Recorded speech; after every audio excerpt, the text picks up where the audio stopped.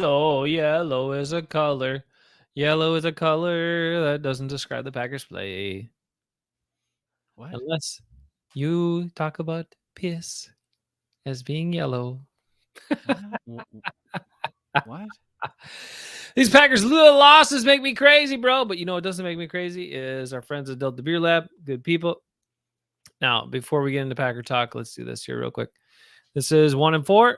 This was the IPA they created to raise money for an initiative against domestic violence. So always doing good with the products they make and the stuff they do. Delta Beer Lab, not an official sponsor of the show yet, but maybe one day. We'll see. How you doing, brother? I'm conflicted.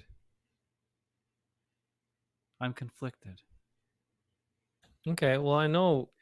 I saw something earlier today. All right, tell me about it. That made me question if maybe I've been too harsh on Aaron Rodgers. That maybe my hate for him has overshadowed the true play that he has, or what's actually happening to him on the field. And then, over the course of the day, I've heard all these quotes from him over the last 2 days, and I realized, no, he's an ass. And I was right. He's an ass. He kind of. And I wish to God he wasn't there. I'm with you. I'm done. I'm down. And I just heads up, everybody. Hey, David's here. David, how are you? What's up, David? There's a really Kurt Warner, the MVP, Super Bowl winning, Hall of Fame quarterback. Did a breakdown of the last Lions game and Aaron Rodgers and what he has to deal with the receivers and some other things going on. And he made a very compelling case, and I trust him and I believe him. I mean, he played the position at an MVP, Super Bowl winning, Hall of Fame career type player. So Understood. I trust what he's saying. Understood. What he's showing you in his video. It's a very good video. It's better than anything I could ever do. I know nothing compared to what he knows. And it almost had me convinced to give Aaron Rodgers the benefit of the doubt for this season. He's had many of those over the years. I know that. But it's a great video. For anyone who hates Aaron Rodgers as much as I do, you should watch it. It might open your eyes to things. But the bottom line is he's also a former quarterback who looks at it like a former quarterback and not like a 100%. coach, not like a player on the team, not like an executive, and most definitely not like a fan of said team that the quarterback is on.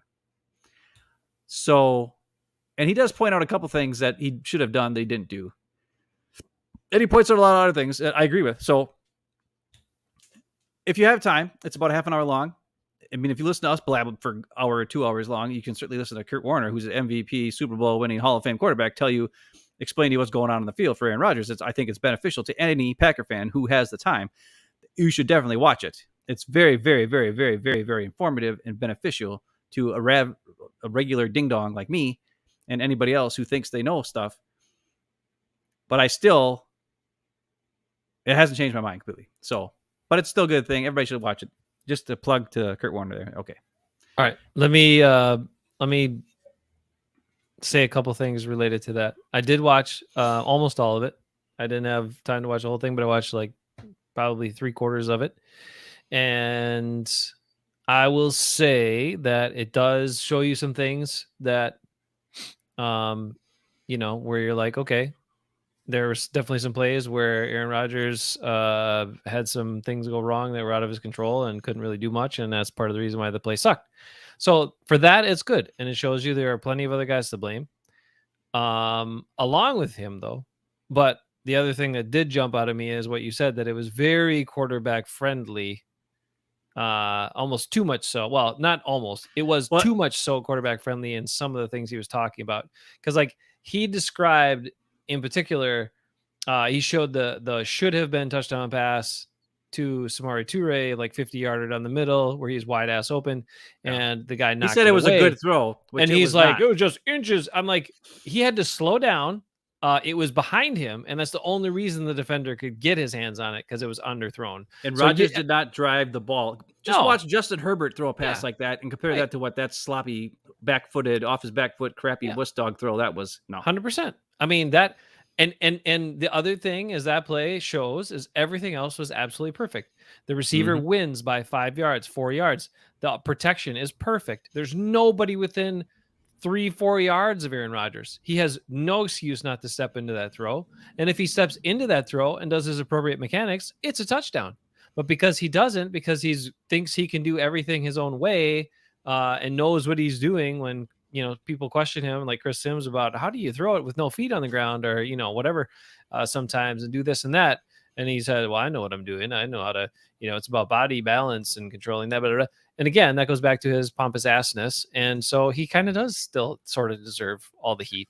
Yeah. Although it does give you some perspective, number one. And number two, warning for you, it is overly quarterback friendly to the point where, it's a little bit too much. He picks out every single play. Right. And it's selective plays. Quarterback friendly. Other stuff happened that were bad, right? Yes. So we could do the same thing where we could only pick out the plays where Aaron Rodgers effed it up and only show those. I've done that many times. Okay. Well, then we're balancing it out. It's fair and balanced.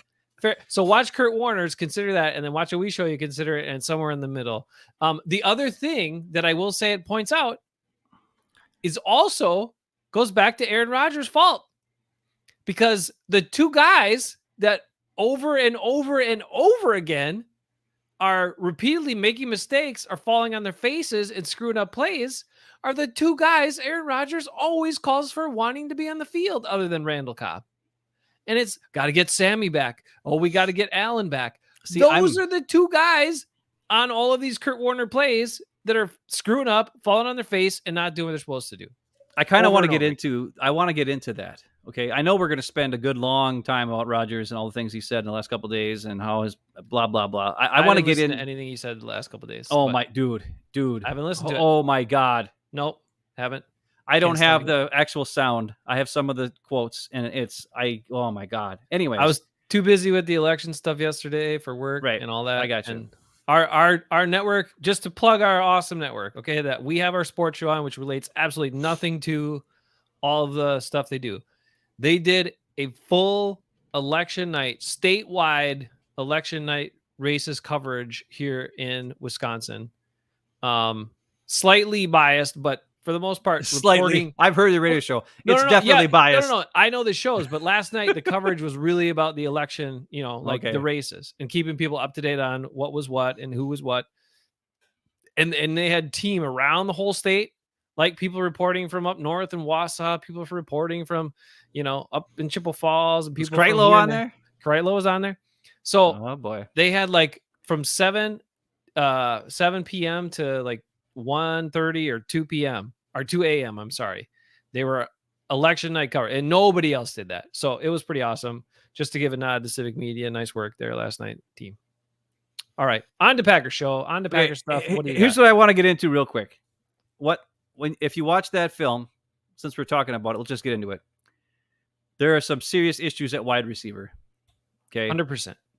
And I'm going to say, like, I often have said, oh, we don't need this guy. We don't need that guy. And this guy's good. And this guy's good enough. And that guy's good enough. And most of the time they are good enough.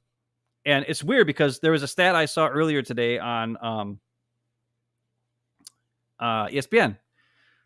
I'm going to call it the Neato stat of the night. Neato stat of the night says Packers rank 6th in pass block win rate, which means our offensive line is the 6th best pass blocking offensive line in the NFL, even with Royce Newman playing for the first 5 games or 6 games or whatever it was. So think about that. That seems surprising and sad. Yeah. Also, it ranks 4th in average target separation. So according to the Next Gen Stats, NFL Next Gen Stats, the Green Bay Packers wide receivers and or targets, now that also includes running backs and tight ends. So, and we also know Aaron Rodgers likes to just dump it off. So of course those guys are wide open, or not wide open, but they're open enough where there's not a guy next to him. But of course that guy is running full speed at him to tackle him immediately because he reads that Rodgers is throwing it there, which is also not beneficial. But we're not going to get into that. But what I'm saying is 4th in average target separation, 6th in pass block win rate, Green Bay Packers. Now,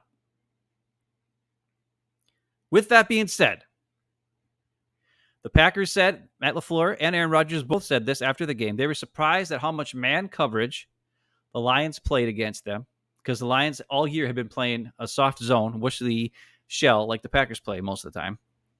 And they switched to the tight man coverage. Well, what the tight man coverage does and why it works so well, and I will bring it back to that Denver game in 2015 when the Packers' highfalutin, crazy offense got shut down by Denver, even though they had Jordy Nelson and Devontae Adams and Randall Cobb on the team, was because it screwed up timing and it messed up guys getting off the line of scrimmage. So here's the things that I saw from the Kurt Warner video of what the problems are with these wide receivers. Okay. I've got four things. Okay. And then I have answers for them. Okay. And also I want you to comment on what you think the answers could be. So here's number one problem, especially in this game. Can't get off the line of scrimmage against press man coverage and falling on the ground constantly. There was at least 7 times in this game, because I watched the L22, where receivers fell down, either getting chucked to the line of scrimmage, fell down 5 or 6 yards downfield, and so forth. So what can we do to help that? Is there an answer to stop that from happening? You're muted, so I don't know if you have an answer. Let me think. I mean, if it's happening in a dome where there's no weather conditions, I don't know. How can you help them stay on their feet? Well, I've got an answer. So I thought maybe you'd have something that's okay. We'll get to it later. It's also an answer for some other things too. Ooh, never mind. Okay, go. Continue on. Problem number 2 is running wrong stems. Now, we heard Aaron Rodgers talk about this earlier in the year, and we thought he was just being an ass. Turns out he's right. From watching this video with Kurt Warner, what you see is receivers who are getting man coverage, bump and run coverage. So this running the wrong stems is affected by the fact that they can't get off man bump and run coverage. They get hit on the line of scrimmage. They're supposed to make it into inside route, right? They're supposed to like lead the guy to the outside and then cut to the inside. But because they get jammed and bumped, their timing's off. And not only is their timing off, but then the defender is in the spot where they're supposed to go on their route. So Rodgers goes back and looks for him to be there, and they're trying to get to the spot, but they're not open. There's a defender there, like he's standing in the wrong spot because they're supposed to take an inside route, but they didn't get off his bump. So they're jammed. You know what I'm saying? So guess what? That first shot's not open. Well, Rodgers then has to try to look for somebody else. And then if the play breaks down or the line of scrimmage breaks down, then we're in trouble. Rodgers does not read defenses very well. I've said that many times. He doesn't do his 1, 2, 3 progressions. He just goes 1 and then, crap, and then just runs around and does crazy stuff. That's how he's lived his whole entire career, and it's been great when they had a bunch of good receivers. Not so great when we don't.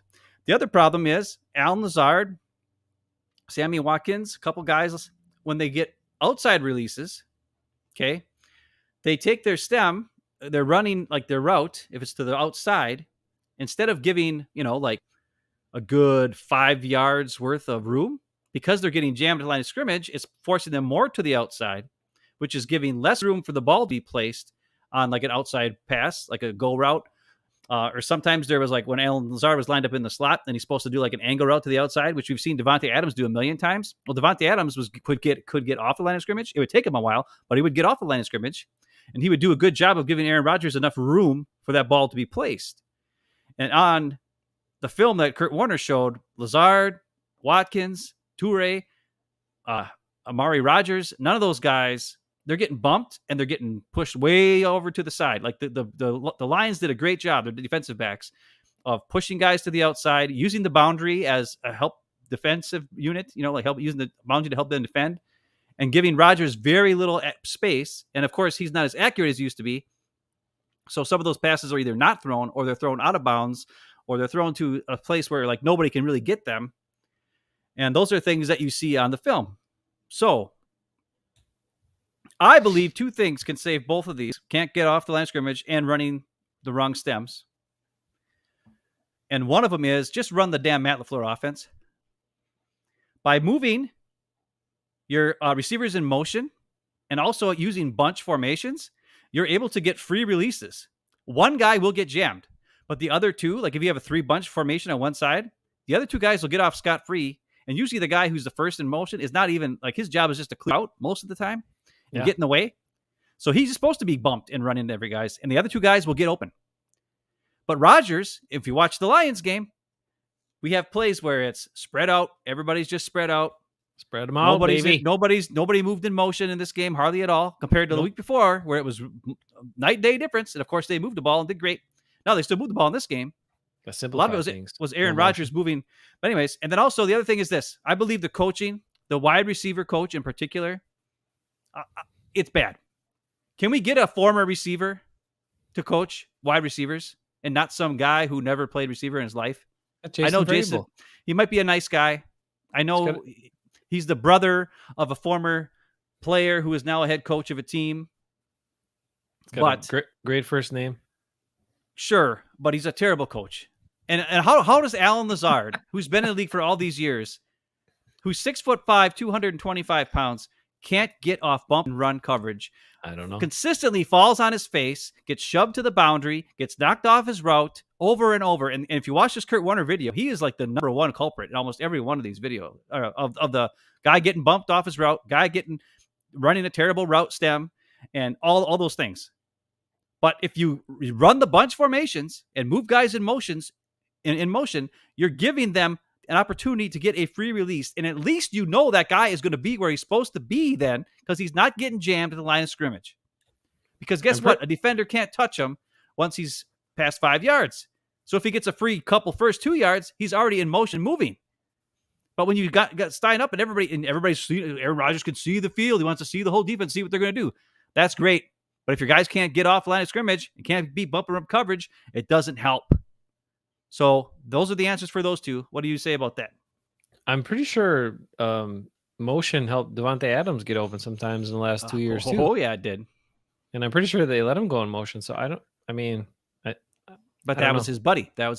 Oh, okay. Oh, right. Yep. Okay. Number 3 problem with wide receivers: running the wrong route.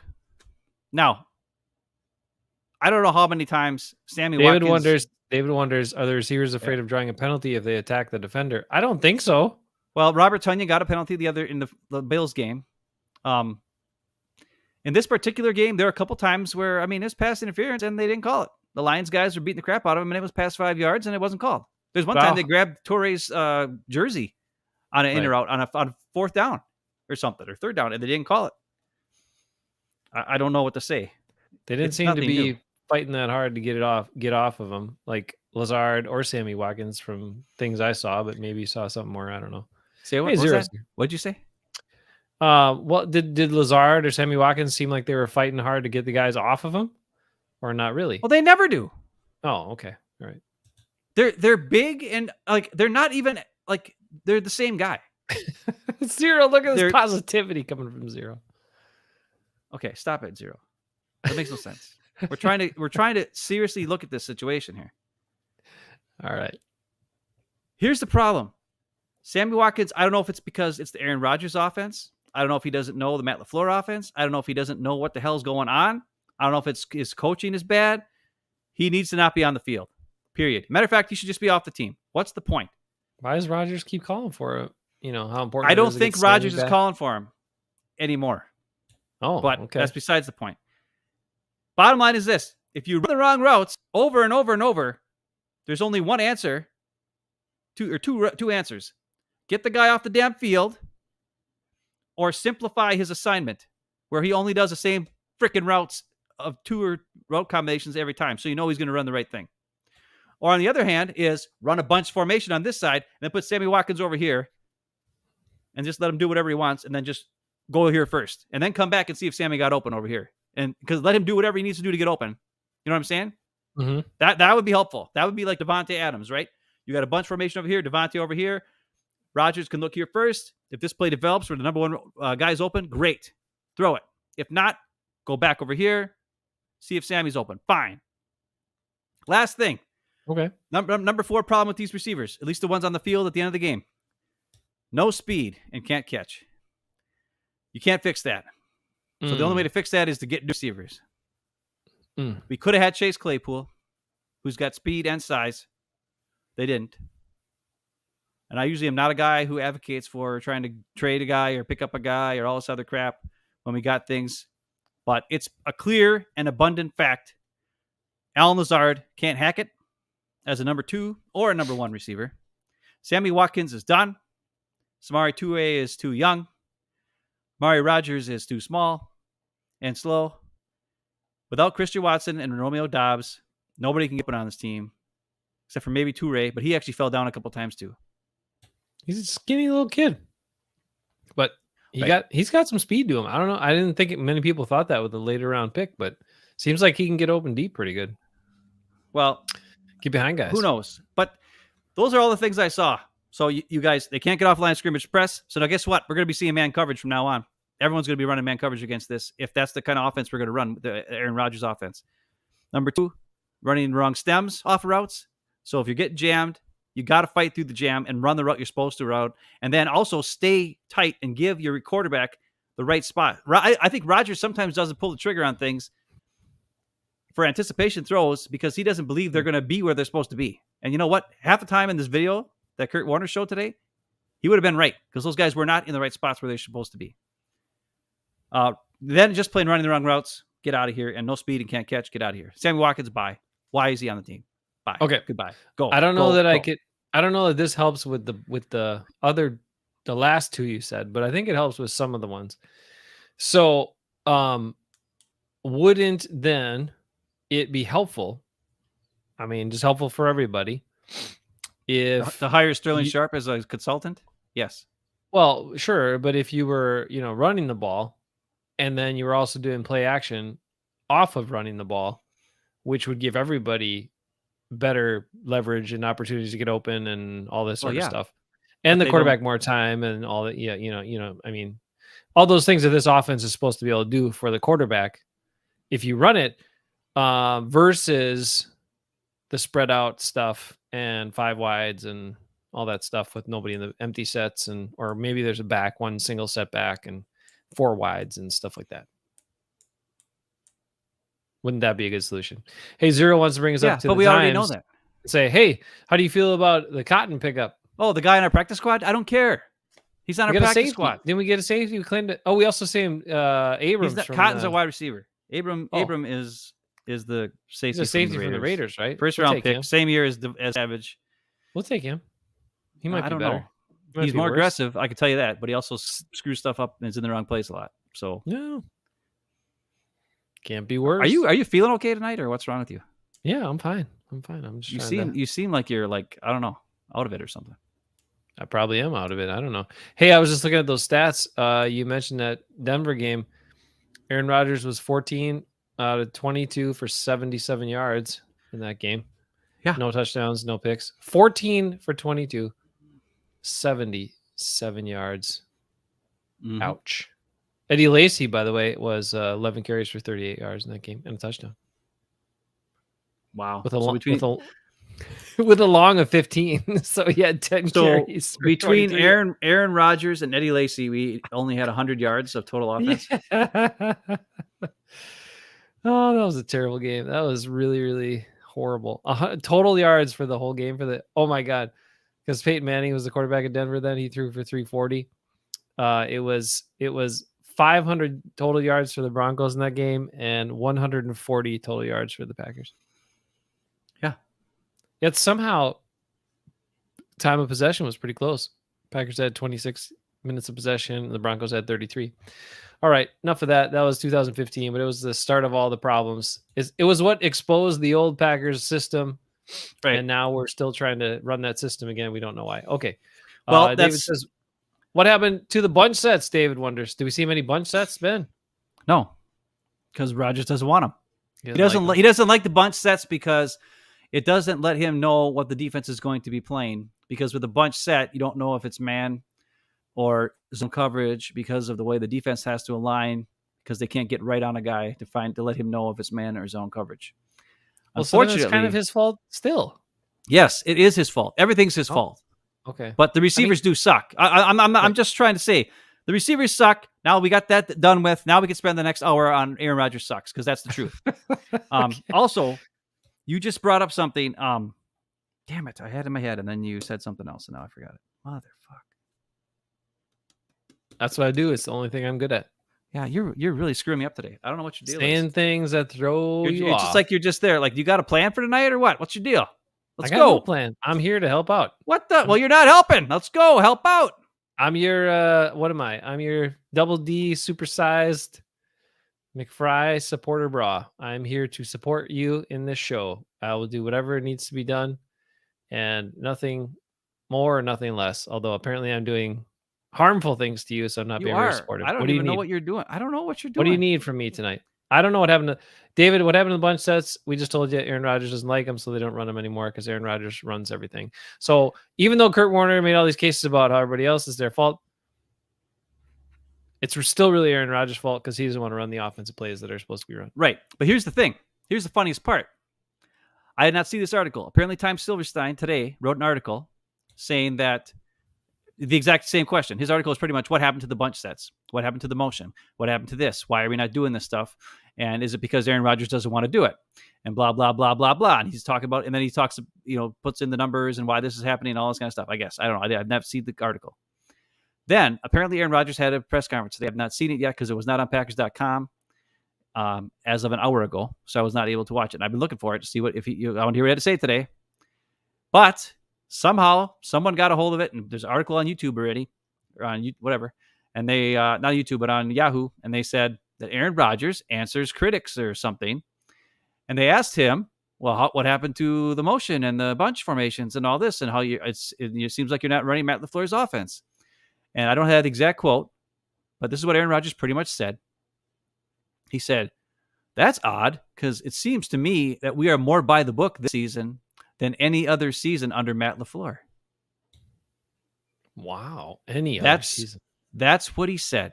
He said this season is more Matt LaFleur's offense and more by the book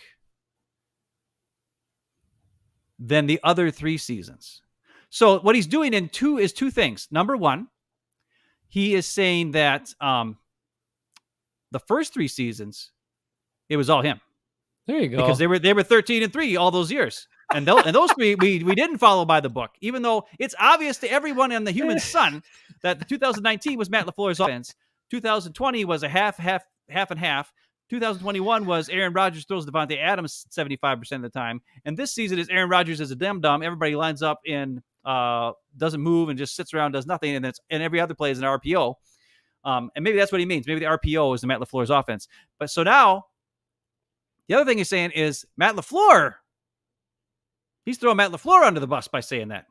Well, yeah, somebody's saying this is more Matt LaFleur. Well, yeah, it's not. He didn't throw 3 interceptions in this game and underthrow a wide open Toure for a touchdown, which would have given us 28 more points. 28 points. He threw 3 interceptions in the painted end zone area, plus missed a wide open guy in the painted end zone area. That's 28 points that he didn't give us.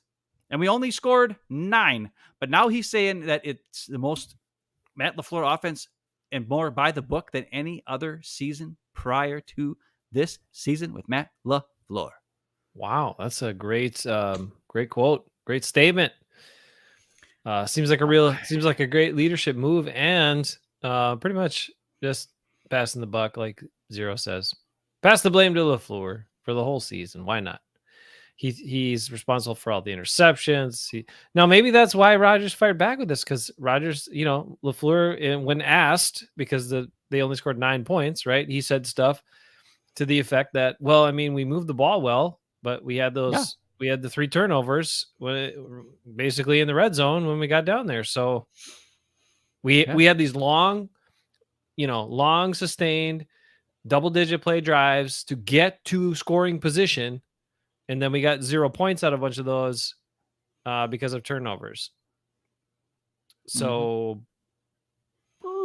I don't know. Maybe that caught the wrath. Maybe Rodgers took that personally because he did say, interceptions, or the only turnovers there were the interceptions. So, I mean, I guess he was technically saying because my dumbass quarterback threw picks to people, but he also can't because say we called the play we've been working on for 3 weeks. That Bakhtiari play had been in there for 3 weeks, Ben. We just finally got a chance to call it on 4th and 1. I didn't hear that. I just know that it was Rodgers' idea to do it on 4th and 1. Of course it was. Of course it was Rodgers' idea. 4th and 1, you call the tackle eligible sneak play, which would have worked if Rodgers didn't throw it off his back foot. Now, did Zach Tom give up the pressure and kind of get beat on it, and the guy was almost in his face? Yes. But you stand in the damn pocket and throw the accurate ball and get the freaking touchdown.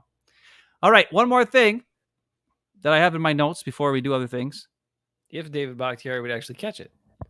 But I mean, that ball was like 4 yards short of him. There's no way he could have come up with it, even if Hutchinson didn't pick it off. We've all seen it. So here's a question that terrible throw. Pat McAfee asked Aaron Rodgers yesterday. He said, do you think the Packers still have it? As in, do they have a chance to, make the playoffs, make a run, do what needs to be done to get in the mix type of thing? So his question was, do you think the Packers still have it? Aaron Rodgers' response was, he says this. I know, well, it's not the exact quote. He says, I'm the reigning two-time MVP, and regardless of who's out there with me, if guys want to come and battle, they know where to find me. I'll be in the middle of the huddle, or I'll be in the center of the huddle to lead and to inspire to my best ability. So the question was, do you think the Packers still have it? Not does Aaron Rodgers still have it? The guy just threw 3 picks, was the sole reason they lost the game pretty much, because he gave up 28 points that they should have had, that they didn't give him. And A-Rod says, to the answer of do the Packers have it? He says, oh, well, I know that I'm the reigning 2-time MVP. Now, he didn't ask you about you. He asked you about the team. But he says, I know I'm the reigning 2-time MVP, and regardless of who's out there with me, if guys want to come and battle, they know where to find me. That was it. And then on, trying to be like some kind of rah-rah speech, which might sound cool if you were relatively good and didn't lose 5 games in a row and wasn't the sole reason that your team lost. When the week before you guys moved the ball pretty well, running the ball. And it's very interesting because Chris Canty on ESPN said this about it. He's like, you know what? The minute you start talking about your past achievements, that's when you know it's done. That's when you know it's done. Well, so not only... sorry, but I'm just saying. So what he's saying is, he's saying, I don't know about the rest of these guys. They suck ass, but I know I'm the shit. So if ready to come and battle with me because I'm the shit, we're good. Even though I just threw 3 picks, I'm going to throw my coach under the bus tomorrow when I say that the offense is his, and it's the most his of it we've ever run. It had nothing to do with me. It's not my fault. What are you doing? I was trying to get my hand lined up. Are you drinking? Have you been drinking? No, something is going on with you tonight. Like, you are seriously distracting to me and disruptive to the show. I don't really know what you're trying to do. I'm actually kind of getting upset. I'm sorry. Look, cut it out. Once they're freaking lost 5 games in a row. They're 3-6. We got a diva baby quarterback this fucking team who's an asshole, and it needs to go. And Kurt Warner almost tricked me today. He almost tricked me into thinking that I was wrong, that maybe I was wrong, that maybe, just maybe, Rodgers might not be the problem. Maybe the receivers do suck, and they do. But they only suck because the quarterback's an ass punch. Somebody else said something interesting today, too. Hold on before you go further. No. Let me just say it. Once a narcissist, always a narcissist. And Aaron Rodgers is all about me, myself, and I. So of course he's gonna make it about him. It's ridiculous. That's what people do that suck like that. And in a team sport, it's really horrible to do that. But that's what he does. And he's supposed to be a team leader. Not to mention, after the one game, he was like, well, so you guys think you can turn this around? Well, I'm the right man for the job. I'm the man for the job. Do you know that Colin Cowherd did a little stint, show a little graphic here? Guys that were trailing in the second half by 10 or more points in their records, right? Yeah. And Patrick Mahomes, Patrick Mahomes is the only guy in the NFL that has of current quarterbacks that are playing that has a positive record, a winning record after being down by 10 points in the second half. Tom Brady was way below 500, but has the second most wins. And then some of these other guys, Jimmy Garoppolo is in the top 5, by the way. It's because he runs the system. But Aaron Rodgers is nowhere to be found. And he said what you said for a long time, just in a different way. You said Rodgers is a front runner. He said Rodgers is not a guy that rises. He's not a foxhole guy. He's not a guy that will rally you from jack shit, because that's what he is. He just, when things are going great, he looks great. And when things aren't going great, he doesn't know how to pull you out of it or rally guys or bring them together or fix it. He's never known that. And he's never been that. Disappointing. Continue on. Well, let's watch the video, because I don't know what else to do no more. All right. I'll stop being destructive. You're not being destructive. I don't know what I'm doing. I am. I'm sorry. I know. It just seems like it's kind of just sitting there and letting me go and talk, and I don't really know what the hell I'm doing. So I have to let you talk for a little bit. I don't want to. I interrupted you far too much the other night. I feel bad about it. I'm sorry about that. You did? I don't remember that. I did. Way too much. Yeah, but I have a tendency to blab for no reason for a long, long time, and it really sucks. So you should really interrupt me. That's part of your charm. That's why people watch. Yeah, I don't think it's charm. Hey, we picked up some extra subs after. Well, thanks. We have to thank Aaron Rodgers for that, I guess. But we did have some cool people chime in and be like, "Hey, I'm so glad we found you. We've been thinking the same thing too. Finally, somebody that says the truth." Of course, Ben's been saying the truth for years, and other people have it, and now people are. But you heard it here first if you've been here already. But if you weren't here already, then I guess maybe you heard it here first, or maybe you heard it somewhere else first. What am I looking at? 4th and 1. These are 4th and goal from the 1. We're going to look at all 4 plays.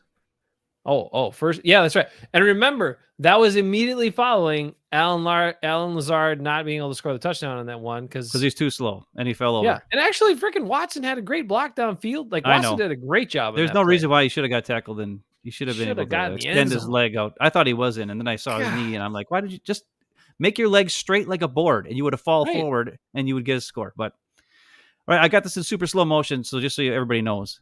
Ooh, David says one thing real quick. In Mississippi, we would not block for a guy like that. Well, you shouldn't. So is this first down? This is first down. And as you're looking here. What are you doing? I know that guy's there, but you can jump past him and get over to the left. Look at that big opening over there. I know, there's a big hole over here. Zach, get over now, there. This is my question. On this shotgun run, why is it a single block and a single? If you look here, Jenkins is getting beat.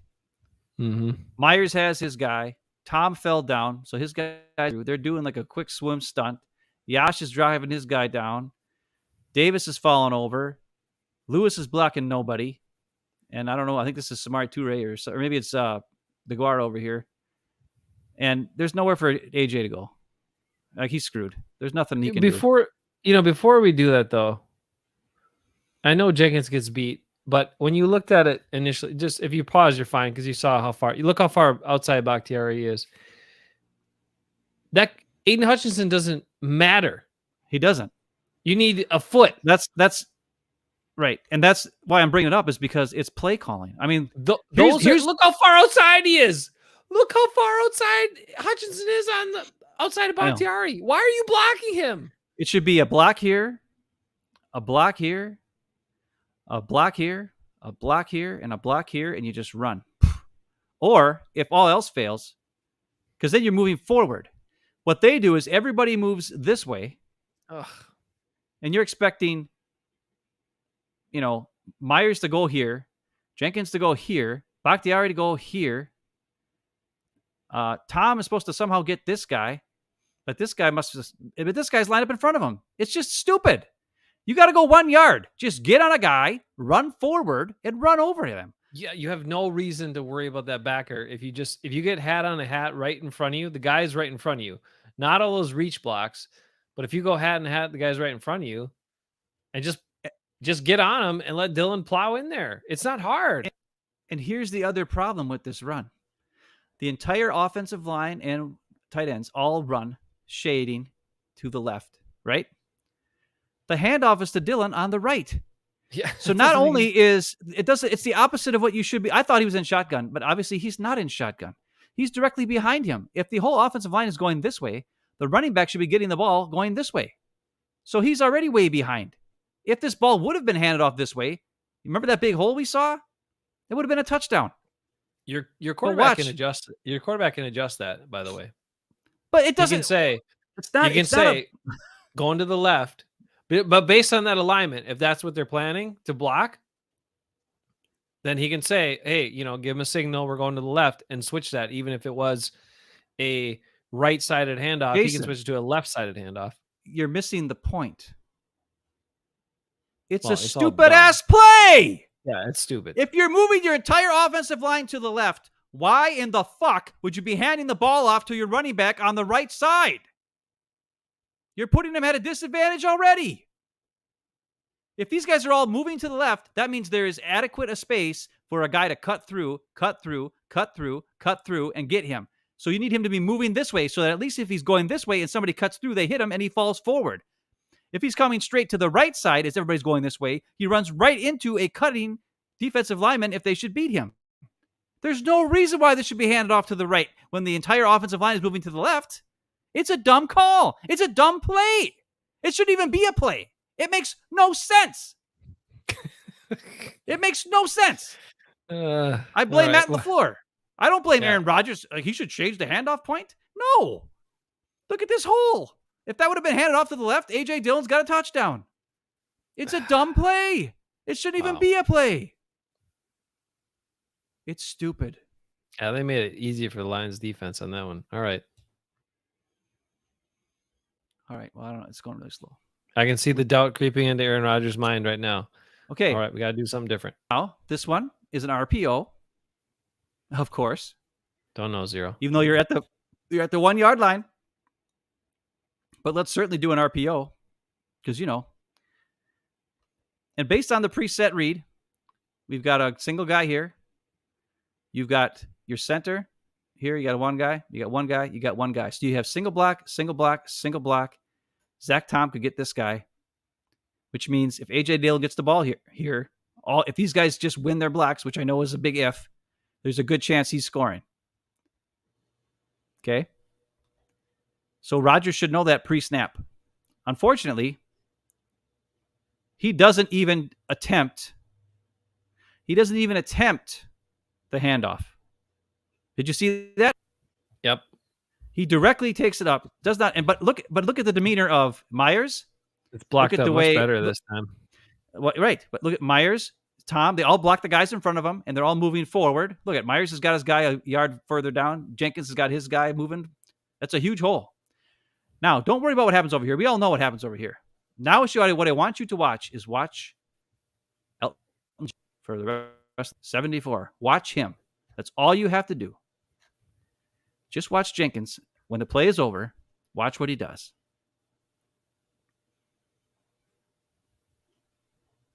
He's right here.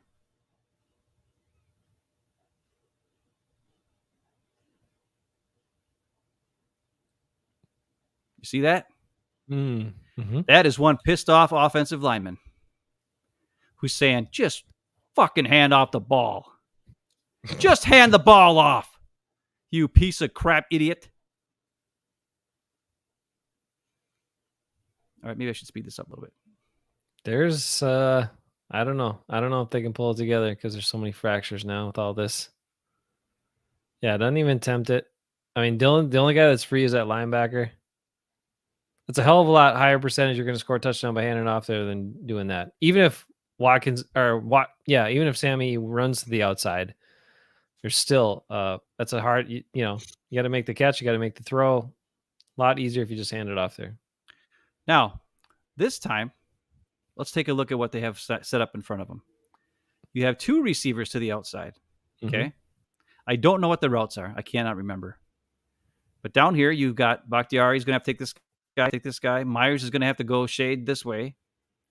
You got 1, 2, 3, 4 guys. You got 1, 2, 3, 4, 5, 6 Lions over here. 6 Lions. Yeah, we're outnumbered there. And I'm pretty sure they're going to all crash and just go crazy. I can't remember exactly what happens, but they lose yards on this run.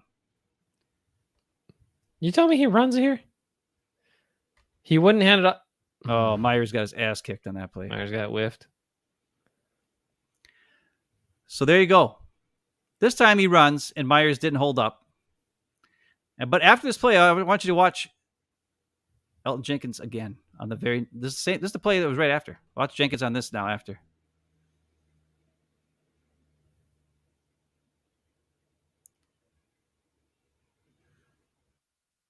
That was a little more subdued anger because he just took his chin strap off. Because we're used to watching Aaron Rodgers do the chin strap flip when he gets pissed. But yeah, Myers gets beat by the swim. But even if Myers would have got beat, this linebacker was there because there's 6 guys over here. Yeah. You run into a 9-man box. Yeah, and this guy's got big arms like he's a stud or whatever it is. And then once again, before you advance the 4th down call, once again, you had a running, you had the handoff on the right side when that was the side that was overloaded with defenders. Yeah. And so, you know, if that run was going to the left right out of the gates, you had at least a better chance. You know, assuming Myers wouldn't have got his ass kicked, but you know. Either way, it makes no sense. Yeah. And also, this was the sorriest play action fit in my life. This was the one where he was like, well, you think you want, you know, a different back in there, but I guess we had Aaron Jones in there or something. I think Roger said some crap like that after the game. Did you see that? Was that really a handoff or a fake handoff? No, not even close. It's terrible. Terrible fake. But even still, look how open Bakhtiari is. Like, Jesus, just the guy's like 2 yards away from Aaron Rodgers. Why can't you make a better? Let's see when he started to throw this. Look at the guy's like 3 yards away from him. Plant your damn feet. There's no reason he can't plant his feet. He actually has no feet on the ground when he throws this, Ben. He's not even on his back foot when he throws it. Is it all feet in the air? Like, look where he catches it. Look where, I mean, it's like 5 yards short. And look at Elgton Jenkins. He's a professional quarterback. Now Jenkins no longer cares. Point now where he just doesn't care anymore. Oh, man. He stopped caring. So what can we do about that? It's dumb, and it's a problem. I mean, I don't really like the shotgun runs, number one. Number two, I don't like the handoffs on the wrong side of the formation when you have way more defenders on that side of the formation than the other side. It's just dumb. And when you need a foot or half a yard, the easiest way to do it is go straight and have everybody just go straight. Or man up with the guy in front of him, not try to do reach blocks or flow blocks to your left or this or that. It makes 0 sense at all. 0 cents. None at all. We got some comments. Let me get caught up. Let's do it. Oh my God. All right. Zero asked if A-Rod could audible out. He always had the ability to do that. Handoff equals a touchdown on that play. Yep. I like seeing pissed off Packers not named A-Rod. Ooh. So Zero likes seeing Jenkins. Vikey Mo is here. Why so much shotgun at the goal line? We don't know Vikey Mo. Vikey Mo, because that's what our quarterback likes. See, that's right. That's right. But you can have him if you want him. Oh, and Zero is looking for split backs here. Have AJ Dillon and Aaron Jones out there at the same time. I wouldn't be opposed to that. And then Kylan Hill. No, we gotta have those extra awesome blockers. We needed 3 tight ends out there because our tight ends are such good blockers. Zero. It's really important. David points out Kylan Hill could have run to the left and beat them to the goal line. Yeah, most likely. Kylan Hill, he's got some shiftiness and some toughness. And Watkins gets open if he just waits for him. Yeah. Well. Yeah, but look, I would out of all the options, the communication with Watkins and Rodgers is they don't know what the hell Yeah, the each Sammy other's doing. Watkins. That's the last thing I want to see them try from now on. It's done. Can it just Yet be the done? fact that Rodgers would keep going to him is perplexing, It is right? perplexing. If he's the one that's fouling up his assignment the most, based on what Kurt Warner showed you in this long video, multiple times, repeated times, where Watkins was the offender of just not doing what he's supposed to do. Like, why is he your go-to guy for those crucial plays? I don't get it. Anyway, So, okay, more videos. let's share this. We've got one more offensive video. Just the last 4 plays.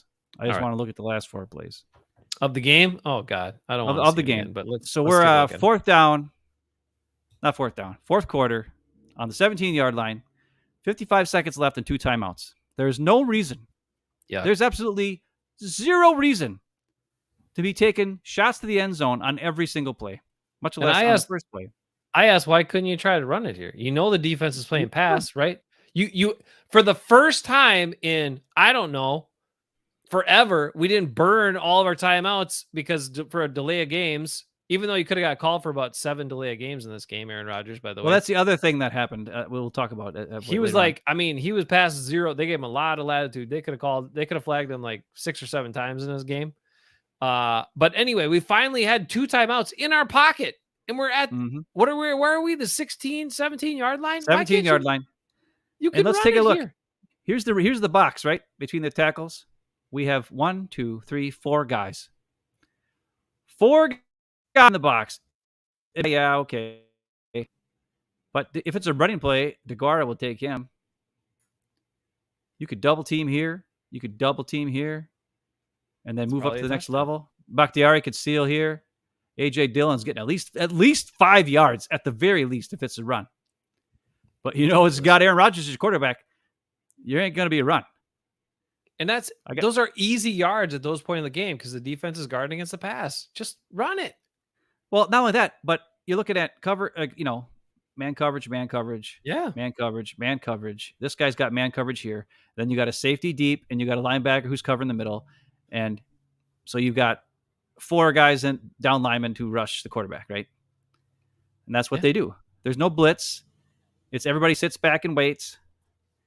So Rodgers is looking here first. And of course, Samori Toure falls on his face because he's learned that if you want to be a Packer, that's what you do, apparently. Packer receiver, you got to fall on your face. And that's probably where he's looking. I mean, look, and he would be open, and it would be probably a touchdown or a good first down or at least an 8-yard gain, right? Because this guy's got his back to him. And maybe he's thinking over here, Sammy Watkins, because the safety's way over here. So if Sammy Watkins can beat this guy, maybe I got a deep shot, blah, blah, blah. But he should know better that Sammy Watkins isn't going to get open. So then, and with that case, come off of it, look back here, because Lazard's going here and DeGuara's going here. You've got something. And with the safety here and 2 linebackers, you're not going to DeGuara. But Lazard's got the inside move here. There could be a shot, like right here, right? Just get off it. Come back. Your guy fell down. Come back. Now he first looks. If he throws it right away, let's take a look. That's open in the NFL. That is open. Got him beat by 2 yards. And there's no safety here. Safety's way over here. Throw it. If he throws it right here to the S, that's a touchdown. Unfortunately, he throws it completely out of bounds. Not anywhere near where anybody could make a play. Why? I don't know. I don't quite understand. If he thought maybe Alan Lazard is 7 feet tall, maybe that's what he thought. I mean, it didn't look like he threw off his back foot. He's definitely getting spooked a lot in the pocket these days. So he looks at Lazard first. He looks to Sam. He falls. That's why. Oh, there we go. There we go. The jump pass. There we go. That's the reason why it was so bad. Let's watch that again, everybody. The jump pass makes it go higher. You throw it higher when it's the jump pass. There you go. No feet on the ground. Here, let's see. Let's see if I can get the exact moment where the ball leaves his hand. I can't. Damn it. Well, I probably could if I slowed it down some more. But we all saw it. We all saw it. His jump doesn't last very long. Let's just say that. It's kind of like me. All right, I can't do it. This is too hard to do. Anyways, but we whatever. I mean, we have a wide open Alan Lazard. Throw the ball right here to the S. It's a touchdown. He threw it way I don't even know what that was. It's the jump pass. That's fantastic. But he knows what he's doing. Don't question him about why he doesn't set his feet. He knows what he's doing about shifting his weight. Okay. Right? Yeah. Look how sloppy he is with it. Just wait before you go any further. Look at Aaron Rodgers right now. Look how sloppy he is with his ball placement. Like that. Remember how like quarterbacks are trained to not let the ball dip so low when they wind up? He's like way down there by his waist almost. It's all of he's not being coached in any way. Okay? He is doing whatever the hell he wants. He's gotten a lot of bad habits going, and that is causing a lot of these inaccuracies. And the problem is when people point it out to him, he thinks he knows better than everyone else. So he just says, I know what I'm doing. Don't tell me what to do. Does that sound like a good team leader or a guy that you want on your team or a guy that you want to try to coach or a guy that you want to work with? Not me. Go on. That sounds like a guy that I don't want anywhere near me. And I don't want him on my team either. Let me ask you a question. Based on what you're looking at right now and the fact that he's ready to throw the ball, where do you think he's throwing this ball? Based on what's looking at in front of you here. He's obviously looking over to the left somewhere, right? So you got this receiver who's obviously covered, this receiver who hasn't turned around yet, and this guy, DeGuara, who's there waiting for the ball. I guess you'd have to throw it to DeGuara right now if he's you ready would to throw think it. On second down from the 17-yard line. Actually, it's the 17-yard line. And you still have 2 timeouts. Just get a completed pass. Give you a little bit more to work with, right? He does not throw to DeGuara. He throws to, I don't know what he's doing. He throws to Alan Lazard, apparently. Thinking that Lazard was going to, I don't know, teleport 5 feet ahead or 5 yards ahead of where he was. And before you let this go. Well, it's not going to show much. All right. That's fine. But as you're letting this go, and this is the choice by Aaron Rodgers, with once again, the feet not really set, no stepping into any throws. His mechanics are terrible. They're awful. But as that happens, keep in mind, this is the end of the game when you still have a chance to tie it or win. No.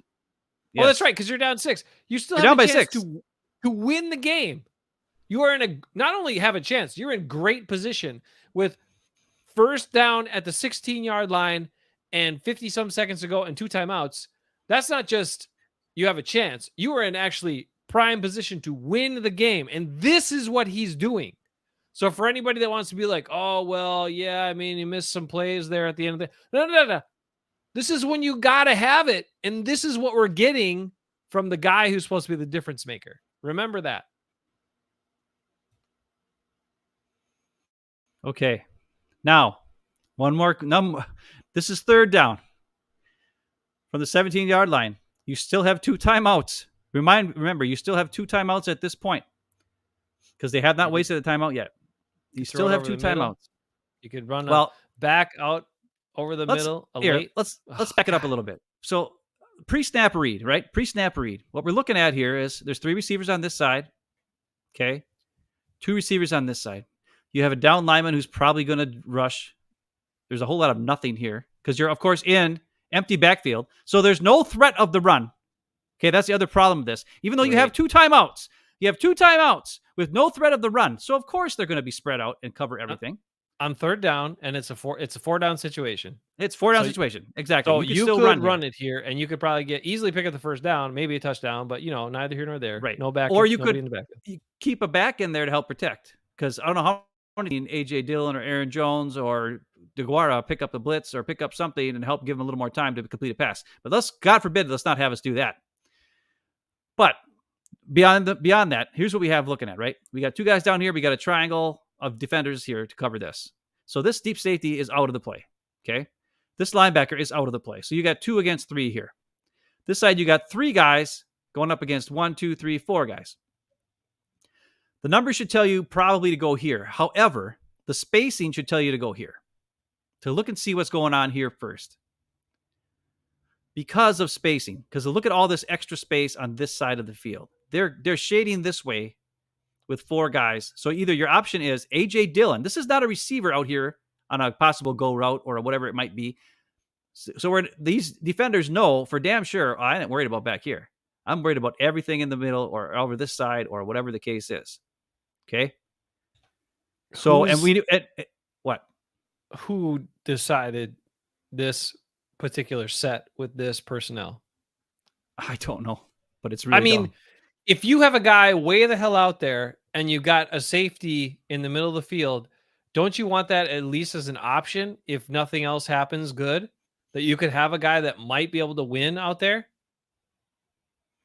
I don't understand. You know what? I don't understand it at all.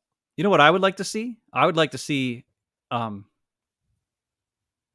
Rodgers here with DeGuara and Dylan here, or Lazard, even though he sucks at blocking, and have these guys just go straight and have the quick pass, and then they block and they'll get 5-6 yards. Even that works. But having AJ Dillon out here with two little guys does nothing for me. These guys aren't going to block. These guys aren't going to do anything but, get out of the way. These guys are not worried about the deep pass here. They just are looking at these two. But we're going to get past that. Either way, I don't know where he would want to go. He's giving him some kind of signal to do something. I don't. It really doesn't matter because the route combinations are simple: out and in, where the outside guys do in slants. And based on everything, if he was looking to this side of the field, this is where you throw the ball. You go for DeGuara. That's your answer. Okay? But he doesn't want that. He wants this. He wants this here. Even though there's a linebacker here and a safety deep and there's another guy here. You throw to Dylan or DeGuara. Right. You would have to make a perfect pass for this to be perfect. Okay? Because this obviously is not going to happen here. This you could hit. You could go to Dylan, but there's a linebacker here waiting for him. Where here, there's a corner or a safety, and it's DeGuara, who's got a little bit bigger size, and he's pretty shifty. I would here. But he's not even looking there. He don't even care. He wants this, and he's looking right at it. So both these guys know it's coming. So there it goes. And where's the ball thrown? Where's the ball thrown? I don't know. I'm pretty sure it's a good 3-4 feet behind where it should have been, because it should have been thrown out in front, but it was thrown behind him. And then, of course, it's incomplete.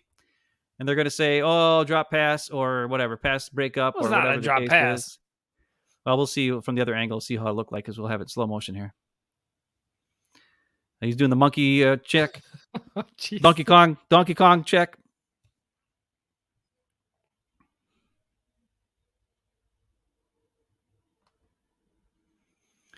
So he's already got the ball going, and it's just not. I don't know. I don't know what he's doing. Well, his good buddy Bakhtiari let him down here. Look at he's crashed right into his leg. He got hit. You think that would have like more over this way or something, or more underthrown? Right. But yeah, Bakhtiari got beat. And maybe that guy got there a little early, but I don't know. Maybe if you throw it out in front of him instead of on his back number or the back shoulder, basically in that case, that maybe something good happens. Maybe he can catch it. But that was terrible placement. Bakhtiari but the reason I wanted you to pause on that alignment was there were like literally three guys over Bakhtiari and Jenkins at the start of that snap. So why would you throw to that side? The easy pass is the other side. There's only one defender there who could possibly get in the way. You're going to have a passing lane for sure to that side to DeGuara. It's just dumb. It's like the guy doesn't know. He doesn't know how to read defenses before the snap. He doesn't know how to read defenses after the snap. He makes up his mind before the play even starts where he's going to go with the ball. And if doesn't work immediately, then he wants to just run around and make something happen. And that's the way he's been. And the difference is he had maybe great players around him before that could help him. Like they could block for 25,000 years and they could run around for 25,000 years and knew how to get open. But he doesn't know how to run a freaking offense. When you have 2 timeouts with 55 seconds left from the 17-yard line, you take the easy pass because it could turn into something. Why are we throwing chucks into the end zone constantly instead of just taking what is there and then moving the ball and then moving the ball and maybe running the ball?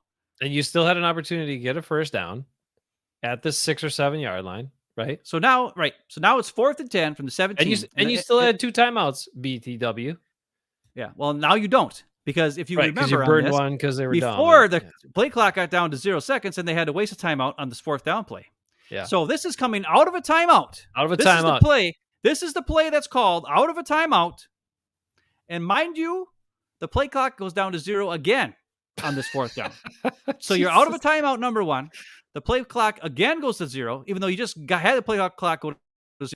And your wide receiver does a deep in route, and you throw a ball to the back of the end zone.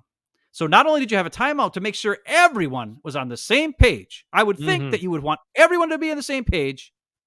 You waste the play clock all the way down to 0 again, and your receiver and your quarterback are not on the same page, even though you're coming out of a timeout with the game on the line on 4th down. I don't know. And here's the other thing about this play. Not a single one of these routes helps the other one get open. Just heads up. It's all one-on-one. It's all one-on-one. Just run straight. And why is he looking to Sammy in this case? It does not need to go. You can still get a first down here. You still have plenty of time because when the Lions took over, there's like 36 seconds left, right? So even if you get tackled in the field of play, you still got loads of time. It's just you got. What are those guys in the bottom doing? Why is nobody occupying the effing middle of the field where there's nobody? There's 3 defenders. There should be a middle short right there. You can pick up a first down, and maybe you get a run and catch for a touchdown.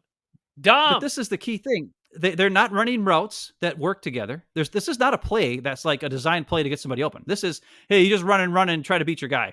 Then you run and try to beat your guy, and you run and try to beat your guy, and you run and try to beat your guy, but you're going to be triple covered in the middle of the field. And Tunyon, you help out for a second to block and then sneak out for reasons nobody knows because there's no way we're going to throw it to you because we're going to get pressure too fast, and it's a waste. It's dumb. The offense is dumb. I don't know if it's LaFleur or if it's Rodgers. Either one of them or both of them. I think it's the combination of the two, but I don't know.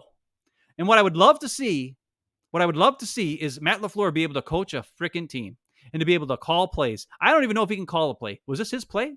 Just everybody just run straight and do something stupid? On 4th down, coming out of a timeout, a genius move? That was the genius move? Everybody just run straight and try to beat your guy? There's no like crossing routes. There's no like shallow crosses where guys get open and they're playing man coverage. How do you beat man coverage? Crossing routes. Hello? Anybody in the world knows that. And they played man coverage the entire game. How many crossing routes did we see in this game? None. It was all stupid. Everybody run deep. And then we'll do a slant route on the inside. No crossing routes, no bunch formations, no moving, everybody moving out of the backfield, no motion to get guys in the right spots, to mess up the defense because they're playing man. How do you get off of man coverage? You move your guy in motion so he has to come over. And guess what? That vacates a spot on the other side of the field when this guy does his crossing route because that guy's not there anymore because he went in motion with the freaking run wide receiver over to that side. And then when this other guy comes across the field, boom, wide open. None of that. None of it. This offense is atrocious. This offense is something that, like, I don't even know if a high school team would run a better offense than this. This might be the ugliest offense I've ever seen. And whose fault is it? Apparently, yeah, David's exactly right. That's Mike McCarthy's offense. You're right. That's exactly. Anyway. But here's my other question for you, David. Was that Mike McCarthy's offense? Or was that Aaron Rodgers' offense at the end of Mike McCarthy's tenure? Think about that for a second. Think about that for a second. The other key thing that Aaron Rodgers said this week, he said, it's going to be interesting to see. I don't know exactly his words were, but he said, I've seen, it's not going to happen here because we're fighting, we're staying together. But I've seen in the past, some guys, they just come in and, punch their check and, go by just, what's the word for that? Go through the motions, show up, do your job and go home and not try hard and not work, blah, blah, blah. Go to Taco Bell like mom and dad. I don't know about all that, but that's what I believe that Aaron Rodgers did in 2018. I've said it many times. He purposely threw 51 balls away to force the Packers to lose, but not hurt his interception to touchdown ratio. They only won 4 games that season. He took no blame. Mike McCarthy got canned, even though the offense was terrible. And who was your quarterback? That guy. Greatest touchdown to interception ratio of all time. And now He's saying that the offense is the most Matt LaFleur offense the whole last 4 years, which I beg to differ. I just showed you a bunch of plays. It looked to me like it was shotgun, nobody in the backfield. Have we seen the 49ers or the Miami Dolphins or the Minnesota Vikings? Mo, if you're still there, do they run shotgun, no running backs, 5 wide, the shotgun all the time? When they have 2 timeouts with 55 seconds left in the game, when you're at the 17-yard line and you're only down by 6, I'm pretty sure they run Cook. I'm pretty sure they do some motion. I'm pretty sure they get Thielen in the flat and they send Jefferson deep and they do some crazy stuff. And the next thing you know, here's TJ Hawkinson in the middle of the field, wide open for a 10-yard gain. He turns around and runs in for a touchdown. That's pretty much a good offense. But what the Packers do is, you run straight and try to beat your guy, and then I'll try to throw it to you. But don't fall down. Oh, wait, you fell down? Crap. There's Lazard. You know what? I'm going to throw it out of bounds. Oh, wait, Lazard, you're over there. I'm going to throw it out of bounds. Oh, wait, Amari Rodgers, I got you. Oh, but Dave Bakhtiari got beat, and I got hit, so my ball is a little bit off. And then after a timeout, we throw a pass to the corner of the end zone. A receiver is running. I don't know what he was running, but he was getting beat. I mean, beat up. It should have been pass interference, but that's besides the point. The ball wasn't even close anyways. Didn't matter. I don't blame the officials for not calling that. What is the deal, Jace? We watched last week against the Bills. Like we saw a cohesive running game, right? Yep. Great running game. With the quarterback under center with motion. We had pulling runs. We had double team blocks on the offensive line. We moved the ball. We had 7 yards per carry for Aaron Jones. We had 5.6 yards per carry for A.J. Dillon. We moved the ball. We had over 200 yards rushing. We lost to the Bills, yes. But if we would have done that same game plan against the Lions, we would have kicked the shit out of them. We've done that same game plan every other game. We'd have only 2 losses right now. Yeah, 2 losses. Yeah. We would have a loss to the Bills and a loss to the Vikings. And every other game we would have won had we played the way we played against the Bills. I don't know. Maybe we would have beat the Vikings if we had just ran it that much. Too. No, the Vikings were too good. We didn't. Our defense couldn't stop them. It was bad. But remember, Aaron Jones didn't get hardly any touches in that first game. Dude, our defense, we got to get Aaron Jones touches. Then our defense was so bad, it wouldn't matter. Our defense was so bad. I think it could matter. You could wear down their defense, and then their offense gets out of rhythm, and your defense gets a rest instead of being on the field too much. Anyway, here's what it all comes down to, Ben. Charles Woodson told it. Charles Woodson said something and said this, and the problem is he left out the coaches. But this is what he said to Aaron Rodgers, and this is why it's still happening. Aaron Rodgers respects Charles Woodson, listened to Charles Woodson, literally and technically to the letter of his words. Well, first of all, you got to stop pointing the finger. And I'm talking to the leader of this team right now, Aaron Rodgers. Every time I see him on television or in an interview, it's all about what everyone else can't do. We got to simplify the offense, or these guys are making mental errors. Well, look, you got to take some ownership of this team, man. You got to stop pointing the finger and start talking about yourself and what you can do to help this team get better. Instead of rolling your eyes when the guy drops a pass or they do something wrong, how about clapping your hands and say, hey, man, you know what? Don't worry about it. Let's move on to the next play. I got you. I'm coming back to you. My question is, what happens when Aaron Rodgers throws 3 interceptions and underthrows a touchdown and costs your team 28 points? Can the other guys roll their eyes and yell at him? No. Can the other guys point a finger at him and be like, wow, you know what? If our quarterback could just freaking set his feet and actually use good mechanics, we would win the freaking game by a bunch. But our quarterback is such an idiot. He thinks he's the man. He can just do whatever the crap he wants. Nobody calls that. Here's one more thing for you. Devondre Campbell, who has been playing lately, he does his Packer show. He had Dallin Levitt on. They were talking about Jordan Love. Dallin Levitt said, I don't know. I mean, I think our defense is pretty good, and I've seen Jordan Love in practice, and he looks pretty dang good to me. And then Devondre Campbell said, Jordan Love is a starting quarterback. He's better than half the quarterbacks that start in the NFL right now.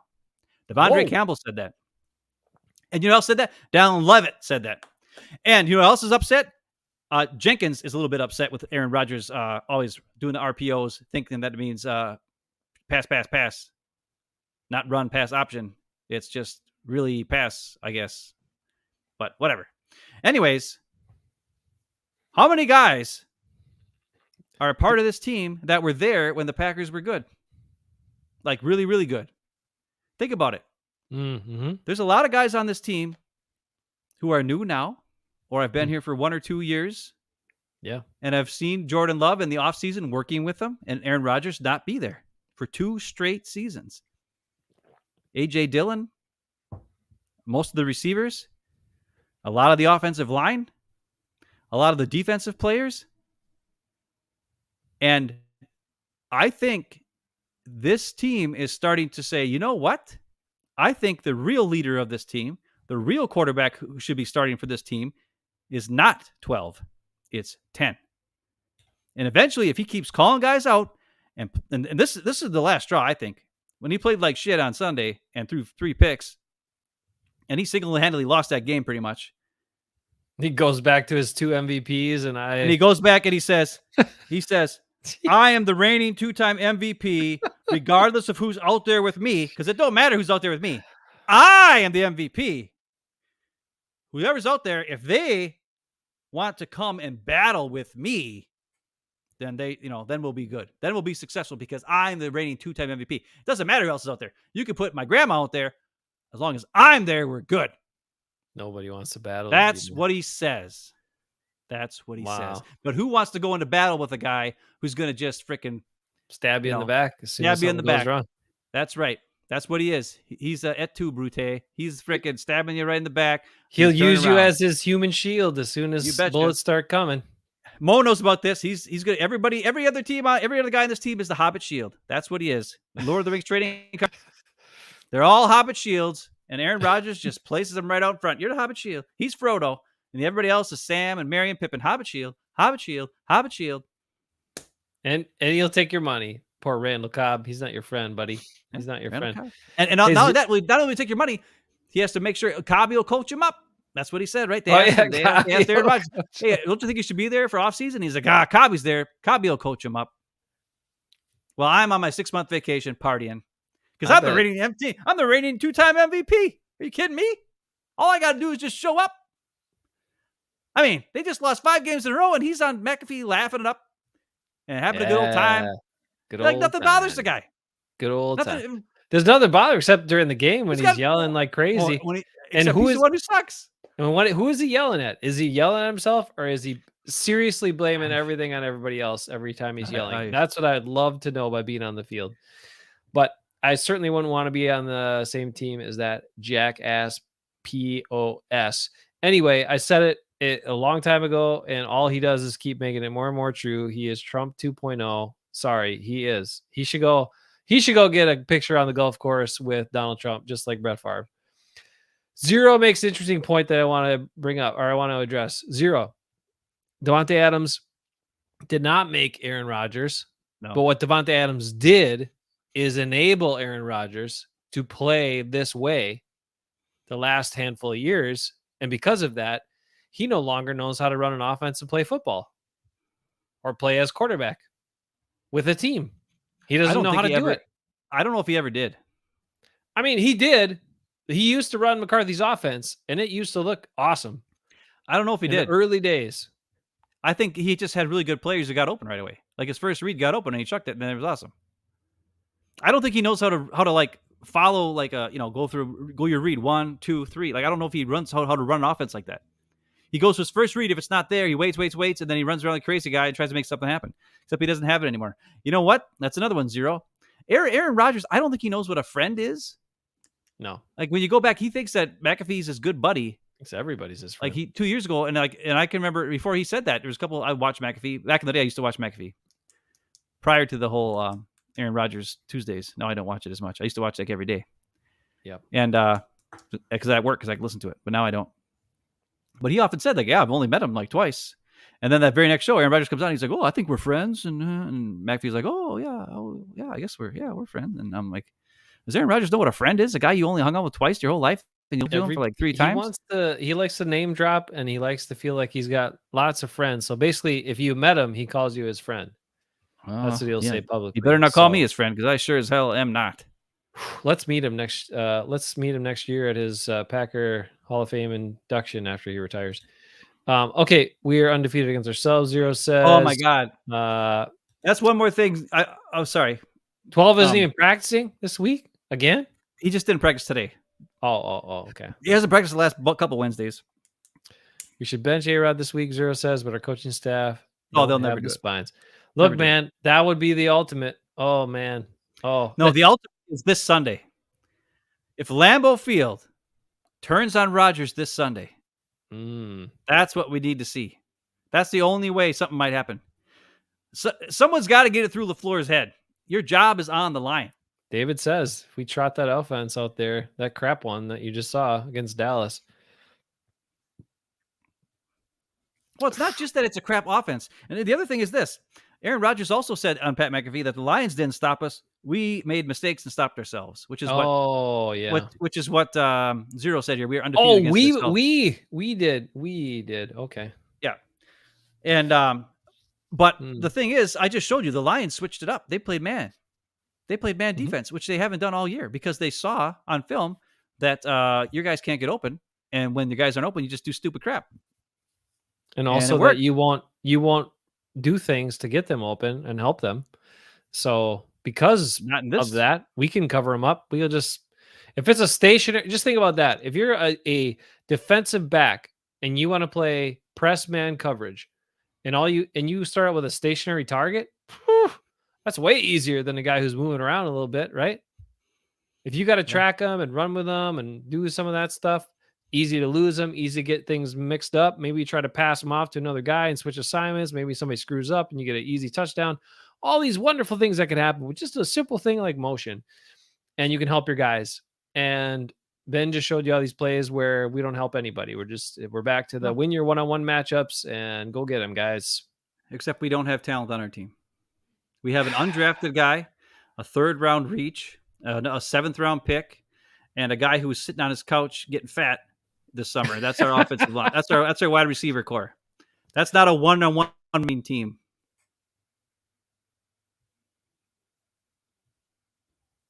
Yeah, Zero, I mean, he needs to connect with guys. He didn't do it, and he still hasn't done it, and he's not into that anymore.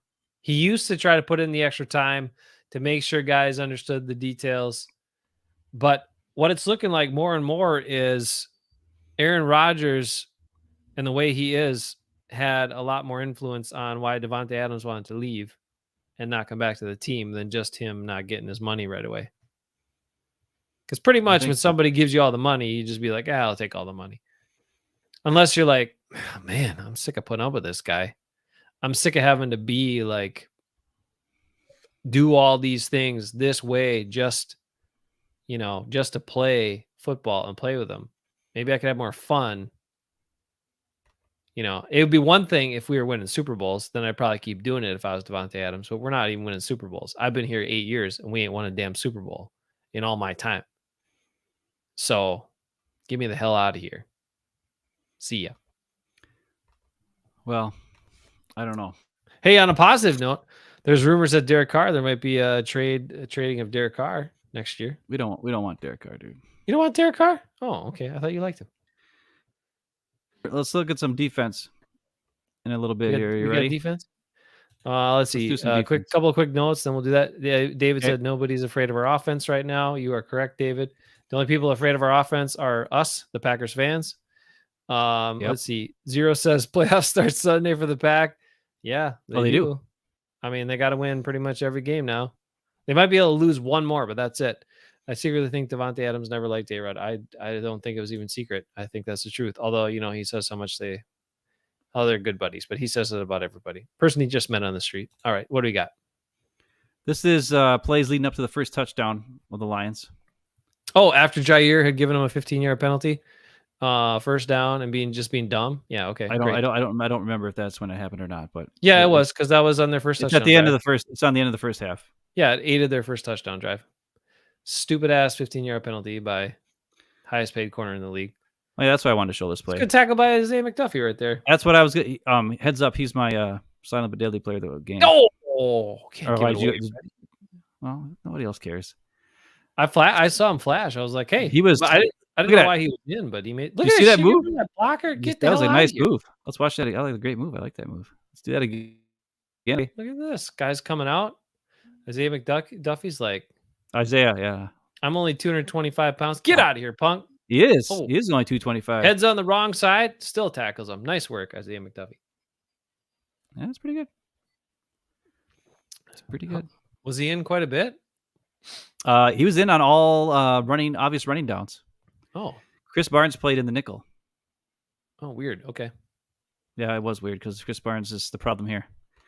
So as you look in here, you got this is a zone, of course, a 3 deep zone. 4 guys under the middle. They're protecting the first down marker.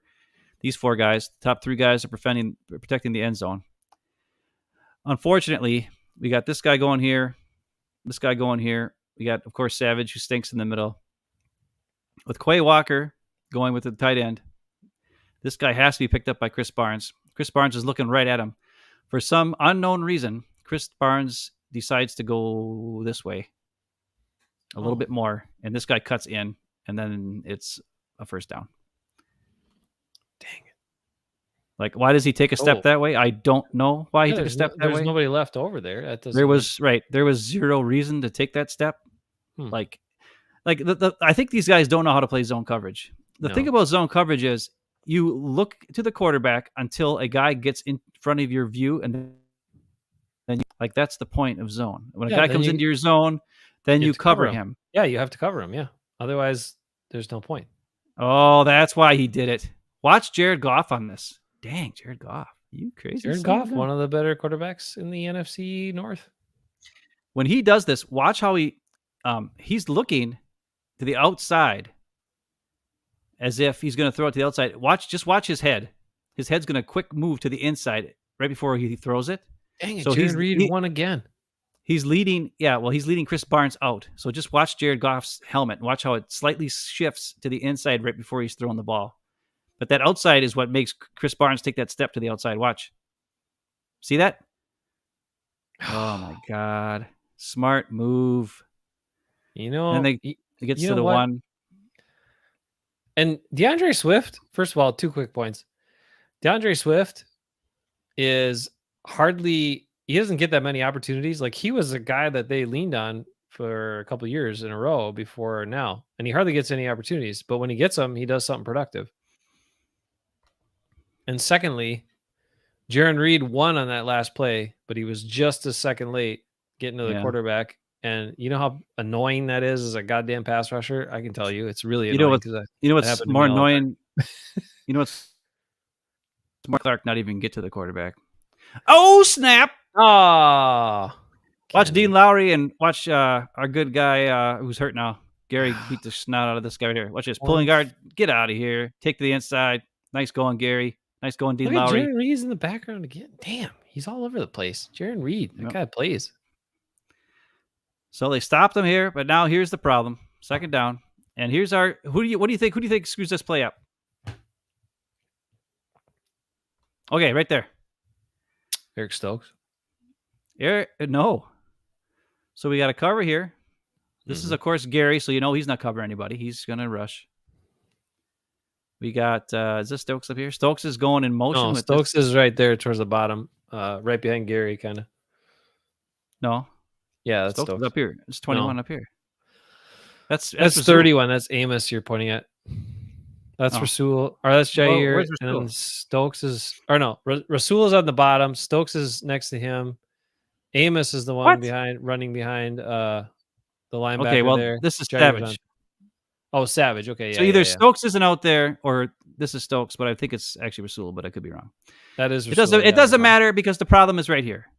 That's because Savage right there. Of course, Savage is telling somebody to do something and nobody is looking at him. So it's another great miscommunication. So Savage lets this tight end go, even though in front of him. Okay. And as this guy's coming in motion, you see Amos coming in motion with him. So why would Savage stay with him when Amos is already coming in motion? So people are blaming Quay Walker for this touchdown.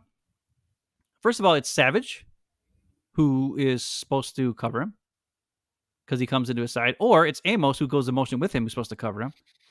Either way, one of these two idiots is supposed to cover him, but they blame Quay Walker.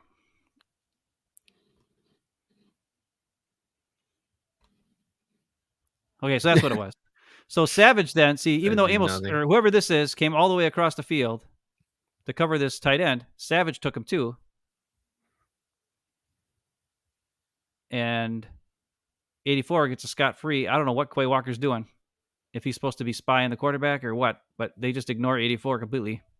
Yeah, he's reading the quarterback. If he's got a man assignment on that, he just blows it. But I don't know if the Well, I don't know linebackers what his his man assignment. It's got to be one of those two safeties is on the man on that. He's probably man on the back. Would be my right. if they're Walker's running, man on the back. Yes, right. that's what it is. So if the back Walker's flows man right, on the back. he's flowing right. Savage is man here. And when this guy Right. comes in motion, for some unknown reason, Savage is trying to pull on him off here, even though this guy is coming in motion to cover him. So they're supposed to be playing man, and Savage is trying to tell somebody to switch, but nobody hears him. He's not looking at anybody. He's just pointing his stupid finger out. To stop this because nobody, and so it's Savage's fault 100%. He drops the coverage. He double teams this guy with the guy coming in motion when it should be a man coverage, and he drops him, and then this guy goes and nobody's there. Because you're right, Quay Walker has the running back. Yep, that's what he does. He goes for the running back. Yeah, he's got his assignment. And then look at here. Here's Savage looking around like an idiot. Freaking oh my god! And of course, there's not anybody anywhere near the freaking tight end. So it's a called man coverage. Watch Savage point to somebody because this guy goes in motion. He's looking and pointing. Well, what does that do? What does that do? It does nothing. How does anyone know what that means? Nobody heard him. Nobody saw it. That's like, I'm sorry to say it. Never mind. I won't say it. It's like saying, look out after you get beat on the offensive line to your quarterback, but the guy's already tackling him. You know what it's like? It's like when Scotty J used to play. No, that's what I was going to say. Don't say it. No. And he would say, shot! And he'd like duck. And he was a 6'5" who could just get the rebound. He would drop and yell shot and box out nobody. Well, or he could try to block the guy's shot, but instead he. Oh, yeah, he could try to block the shot. Yeah, he always goes, he's crouched down and goes, shot! And I'm like, Scotty J, you got 7 inches on me, guy. How about if you go and block the shot or get the board? I don't know. But you're right. It's the same thing. Yeah, it's the same. All right. So that's what happened on that one. A good old miscommunications, but there was no communication. It was everybody's playing man, and Savage decided to change the play by himself, and nobody went with him. Whose fault is that? Is that Joe Barry's fault, everybody? Everybody complaining about Joe Barry? Stupid Savage. Sure. Pretty Savage sure it's is Savage. such a liability. Actually, I forgot. You're right. I got messed up because Stokes was injured by that point, so he wasn't in the game. So you had Rasul on the outside there, and dumbass Savage. Man, it was nice to see Ford in there later. I don't know how he got in there, but I like seeing it. And I like seeing Nixon. And David points out with some of the injuries, we got some hitters now. And then Zero points out that Adams is going to maybe get Savage the heck out of there. And I'd be happy by that. Man, Savage screws up all the time. Like his assignment, just like that, where he screws up his assignment. Yep. And he can't tackle. And on top of that, he can't tackle anybody. So what good? What? He's no good. Why do you keep putting him on the field? Why? Nobody knows. Because he's a first-round pick, and they have his. I'm tired of this. He was a first-round pick. I'm tired of it. He makes $50 million. Not Savage, but your quarterback. If they're playing like dog doo-doo, then sit him on down. That's what Aaron Rodgers says. That's what he said 2 weeks ago. If guys aren't playing, maybe we got to lose some reps. Aaron Rodgers played like shit. Is he going to lose some reps? I don't know. Hey, Lee. Probably How not. we doing? There's Lee. Hey, Lee, quick shout out to you. I was watching a Cheesehead TV video for the first time in probably a year and a half. And you got a comment in there Aaron Nagler freaked out on. He didn't actually pull up your comment because it wasn't a paid super chat. We pull up your comment because we love you. But he said he was freaking out on you because you were talking about blowing the whole thing up and all this sort of stuff. And he's like, what? Blow the whole thing up? I mean, blah, blah. And I don't think you need to. You just got to sit number 12's ass down, number 26's ass down, and maybe a couple other guys kick him in the butt to get him to turn it around, and let's go. And let's get lots of number 90, and let's get lots of number 55. Well, we're going to get more 55 because now we got 52 torn ACL, so 55 is going to have to be a monster and play a bunch of downs.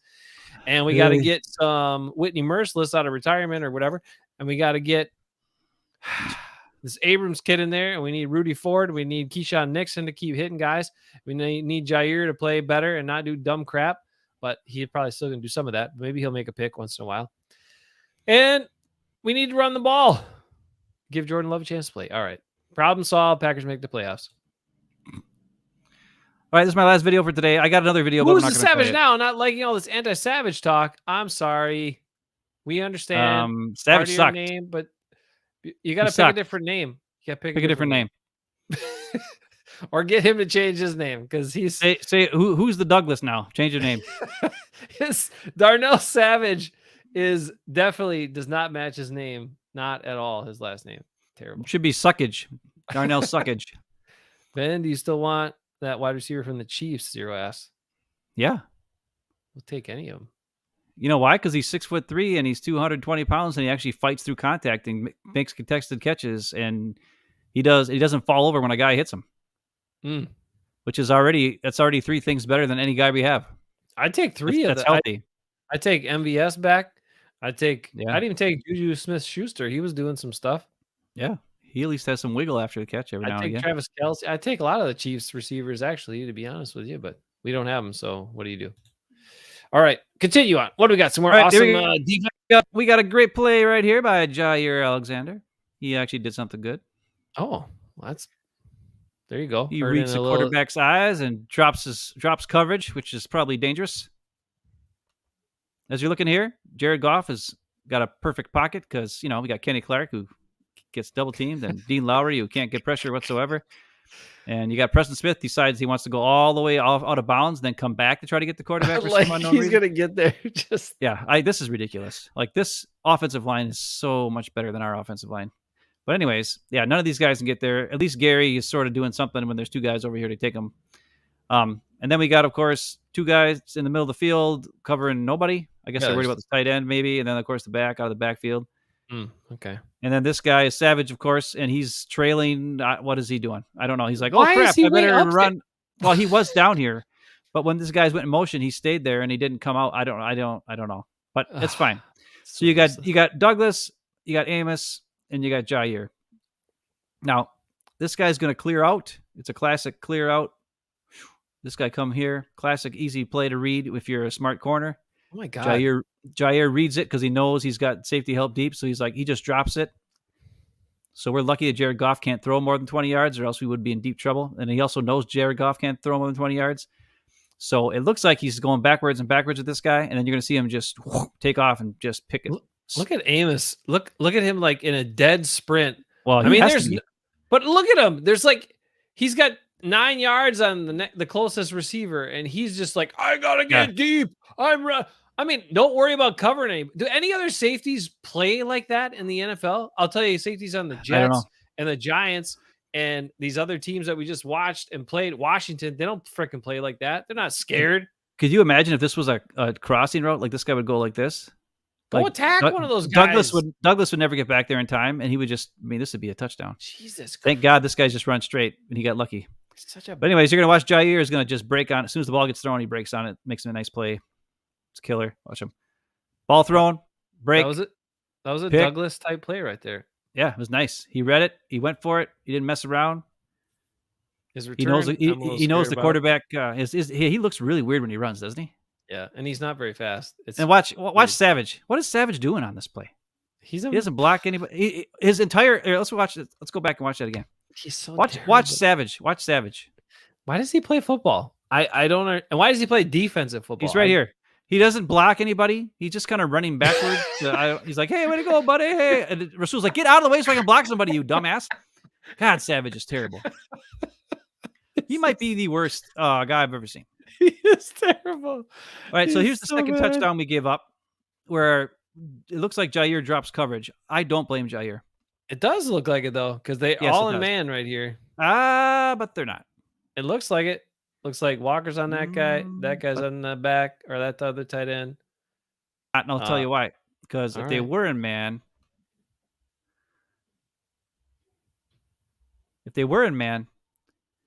then he, as soon as this guy would be going this way, he would be going with him. And he would be going with 14. So these 2 guys switch spots. Also down here, there's a switch. And they pick it up on the zone. So they're playing zone. They're just playing like he's got outside zone, he's got inside zone. Whoever goes the inside move, he's got. Whoever goes the outside move, he's got. Same thing down here. Well, maybe they. So Jair's job is supposed to be back here, I think, and look out for stuff going on back here. So when the tight end comes around, or the receiver, or whoever it is, goes around, he takes him for a while, and he thinks he's got help in the middle. But for some reason, we'll see in the back view of why Savage is stupid, but it's okay. So there, see, See how Quay Walker lets him go? Okay. So it's a zone. It's a zone. They're switching off. Quay Walker's got the inside. Perfectly switched here. Perfectly switched here. He's picked up here. Dixon. Down here, we've got Jair takes him at first. He thinks he's got Savage help. I think I was confused because it looks like those guys on the top are actually covering the guys that are in their zone. So they are. I mean, I know, but it looks so unlike them when they're playing zone. It's Douglas and Amos. They're actually not idiots. So it's not like Savage and Stokes. It's like right now we got 1, 2, 3, 4 guys that actually can cover. Actually, even Quay Walker's pretty good at it too. So we got 5 guys who know how to cover.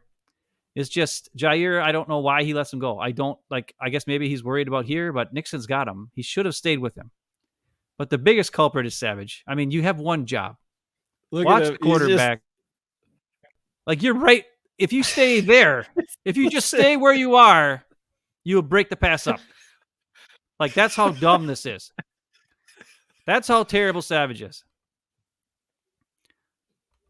So Jair's staying with him. And now the reason why he's crouching and being weird is because he's also seeing this guy's coming back. So he wants to make sure he can help him if he comes down. And he knows he has Savage here, right? He knows Savage is there. So he kind of lets him go. And Savage, you can't touch him. You can't impede the runner. But Savage doesn't adjust and pick him up for reasons I don't like. I don't know. It's a clear thing. In front of him there. And look, Goff is already ready to throw this ball. But he knows it's Savage. He knows. Well, right. You're also going to see from the other angle what happens and why Savage takes that inside route. Yeah, you didn't do anything, guy. He's the least aware player. Oh my God. I can't believe him and Zadarius Smith were on the same defense at one point. This is what we want to watch. Watch Jared Goff's helmet in his head.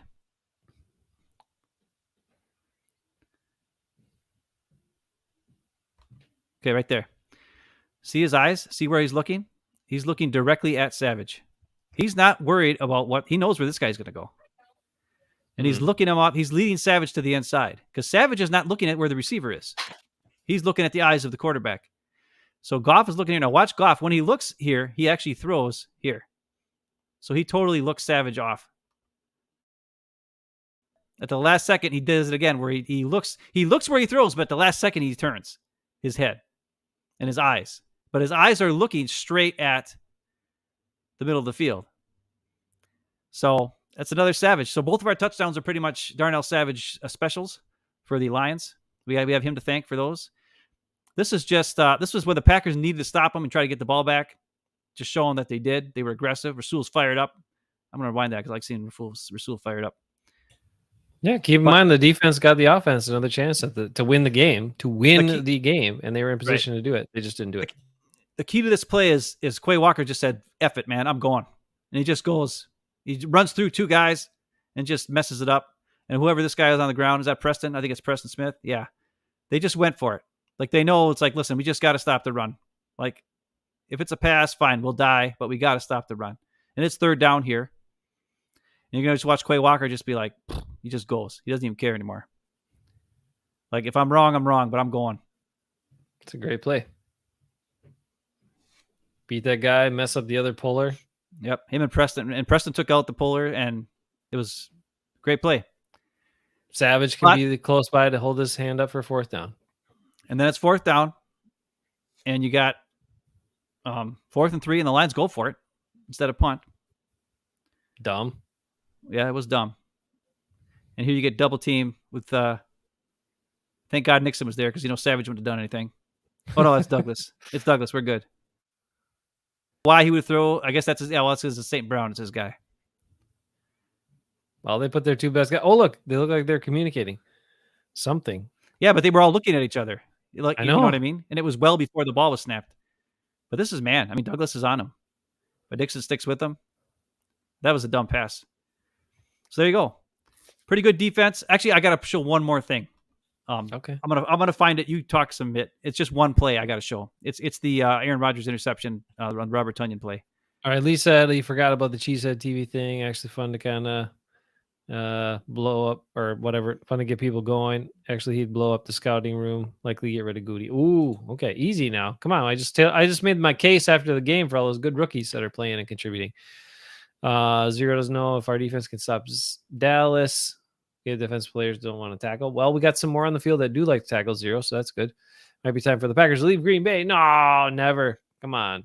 Who's What? Who says that? Time for Darnell Savage to leave Green Bay. Yeah. Darnell Savage, not the Packers. Sucks.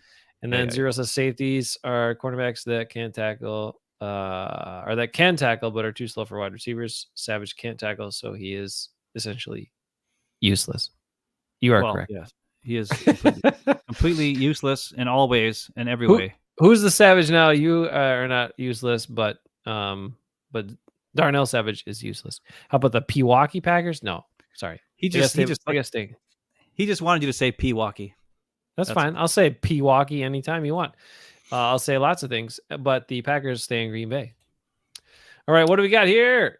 Okay, this is why I brought this up. We just watched. I showed 2 passes where Jared Goff looked off the guy and threw it.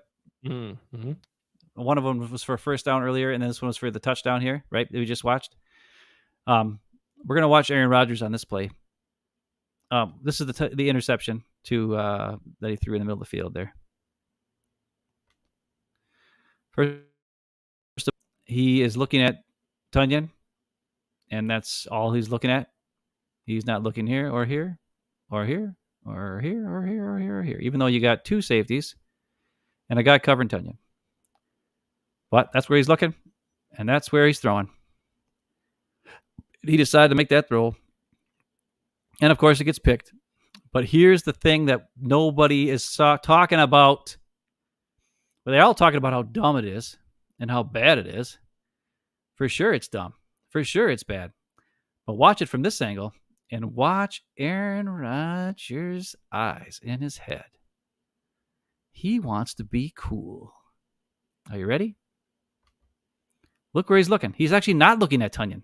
We thought he was looking at Tunyon. He's actually looking over to the Aaron Jones and whoever else was over there, right? He's not looking at that safety. So he doesn't even know where the safety is. He thinks he's going to be pulling that safety over with his eyes. And here's the best part. When he throws this ball, notice how we watch Jared Goff look over there real quick before he throws it, like a second before he throws, he looks to make sure. Aaron Rodgers never looks. He just throws it to Tunyon, thinking that his looking off is good enough, which is the opposite of anything I'd ever thought I'd see Aaron Rodgers do. See that? Now he's looking forward. So let's rewind this a little bit. Ball's already gone by the time he looks, though. It is. Like, as he's letting it go, then he turns to look. Look where his eyes are looking this way. And then right after the ball's gone, then he looks. So he's looking. So his body is, I don't know, it's facing the right way, but he doesn't know that the safety never got pulled over there. It's just dumb. He's trying to be like Matt Stafford. He's like he's taking all these crazy chances against the Lions. And that's how we lose games. That's how we lose games, everybody. I just wanted to show. I got a whole bunch more in here, but I don't want to take all night. So you ain't no Matt Stafford, Aaron Rodgers. I just thought that was interesting after watching it back, and I'm like, wow, he didn't even look. And isn't Aaron Rodgers the one guy who never wants to throw a pick, who usually always has to be looking and making sure that his guy's looking straight at him before he throws it at him? That's how desperate he became in this game. Wow. Or how little respect he has for the Lions. He's willing to throw off his back foot to his tackle on 4th and 1, and he's willing to make a no-look pass to a tight end who is triple covered. Bad move, Aaron Rodgers. Hey, how about this play? Real quick, since just to point out, he's all these problems. Well, everything was perfect except for him on this play. So let's just roll it up. We got, I don't remember what the down and distance was here, if it was second down or first down. One of those two, I believe. Or maybe it was third down here. Might have been third down. And yeah, it's like 3rd and 10, but I'm sure you had other options. At about midfield. Aaron Rodgers setting back. You got Samori Toure here. Toure in the slot. And he's making this run deep, right? And they're occupying the safety a little bit, seeing what they can do here. You got a guy out here. You got Sammy Watkins up here. Nobody knows what he's doing ever, including him. as we've seen over and over. But look at this. Look at this.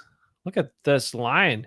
Look at this blocking right here. Look how far nobody's even close to Aaron Rodgers. Look at Smart too, right? He was back here. This guy was a little flat-footed. Now they're almost even right here. He's got to figure out how to attack the safety to make sure that the safety doesn't come and get him. And this Alan Lazard got to make sure he occupies that safety a little bit too. Okay, the safety bit on Lazard just a tick. And now Samari, look at him open up the jets. Watch him open up the jets here. And he's already looking for the ball. Now, Aaron Rodgers has let it go. He's already just let it go. Off his back foot. Off his back foot with, look at all this space in front of him here. Nobody even close. And even this guy who was trying to come from the outside just buried. Just see you later, buddy. Into the ground. Nobody near Aaron Rodgers. Zero excuse not to step into that throw. And you're an old man, Aaron. Didn't know if you knew that, but you probably should step into it to make sure you can throw it 50-some yards on target. And let's see. I think Kurt Warner, this is from Kurt Warner's video. He runs it back a little bit. But that ball's up there. It's gone. Aaron's on his wrong foot already. Look at Toure already having to slow down. Okay. He had the guy beat by 3 yards. The corner inside guy beat by 3 yards. This guy beat by 3-4 yards. But he's already had to slow down. It's already shrinking up. And he's slowed it down. And this is where the guy knocks the ball away. You can see. Let me I don't know if I can zone in. I don't think I can. Anyway, point is, right now, the guy's already got his arm out to knock the ball away. That ball should be here, and Toure can just keep running under it, and that is a touchdown. And I'm sorry, did the Packers lose by 6 points, Ben? Did they lose by 6 points? Oh, yeah, they did. They did. Yeah. That's not a play that's just off by inches. That's a crappy ass throw. Was it off by on a tick? Play that everybody else did exactly what they should do, set up perfectly. I would say, wow. The Packers talk about execution. It's just about execution, Ben, all the time, right? Execution. Aaron Rodgers, execution. Got to get the little things. Do the little things. 10 guys, I would say, executed beautifully on that play. Mm-hmm. At least 8, because the 2 outside receivers didn't matter what the hell they did. And 1 guy did not execute. And that's the difference in the game. I think he might need to lose some reps. I just wish he would someone would coach him up and he'd use his mechanics. Then he'd probably throw it a hell of a lot better. And we thought that with Obi Tom coming back that he would do it, but not I guess happening. It's not working. He's not listening. He only listened when he got his best grade of the week of the season. Apparently, Obi Tom is a much easier grader than he used to be. You know, teachers a lot of times they get old, look further along in their cycle, or if they retire and then come back out of retirement to teach again, they might be a little bit more lenient on the grades, on grading people. Seems like Obi Tom is pretty lenient and gives a lot of latitude to his grades now. Or I don't know. Or maybe he just sleeps through it and just puts a score on it and calls it good. I don't know. He's going through the motions. It's like all the play doing. If Rodgers stays quarterback, because they're going to be sick of playing for this guy and playing with this guy. I'm sorry, Savage. Oh, this commentary is way too savage, he says. Oh, come on, man. Our commentary is truthful. Sorry, but it's well deserved. I mean, you can't argue that play right there. You got to make plays to win games, right? You got to make the plays that are there. That play was there for Aaron Rodgers to make. He just did not make it. Here's my comparison. Draw it up any better than that. Here's my comparison. Game against the Vikings. Opening play. Oh my gosh, Christian Watson drops 1 pass, which was horrible, which sucked, right? Everybody hated him. He's a bust. That one play changed the game for everybody said over and over. Even though terrible, he's a bust. You had 60-some plays after that to change the goddamn game, but that one play changed the game, everybody says. Yep. This is the equivalent of that, except Christian Watson is a rookie in his opening game on his first play ever in an NFL game. And here we got a $50 million quarterback who's been playing on his 18th season. So it's not even remotely close.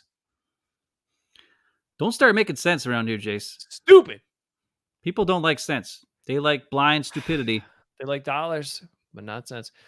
Zero, you bring up a very fair point. Aaron Rodgers needs to be challenged. He has not been challenged. The one time they sneakily tried to challenge him by drafting a quarterback and doing all this stuff, well, he took to the media. He took it out public. And now everything he takes public. Except for when Charles Woodson told him to stop calling out players. So now he's not calling out players anymore, just coaches. Has anybody asked Rodgers about that Charles Woodson comment? I don't know. But I sure the hell would ask him if I had a chance. Because it was Sunday. It was Sunday before the game. Yeah. So it's just interesting to me. I'd ask his ass if I got a chance to talk. But it was he'd Sunday before probably the Bills say I game. was his friend. He'd probably say Hafeman Bros was his friend if he ever met us. That's true. He'd be wrong, but he would say that.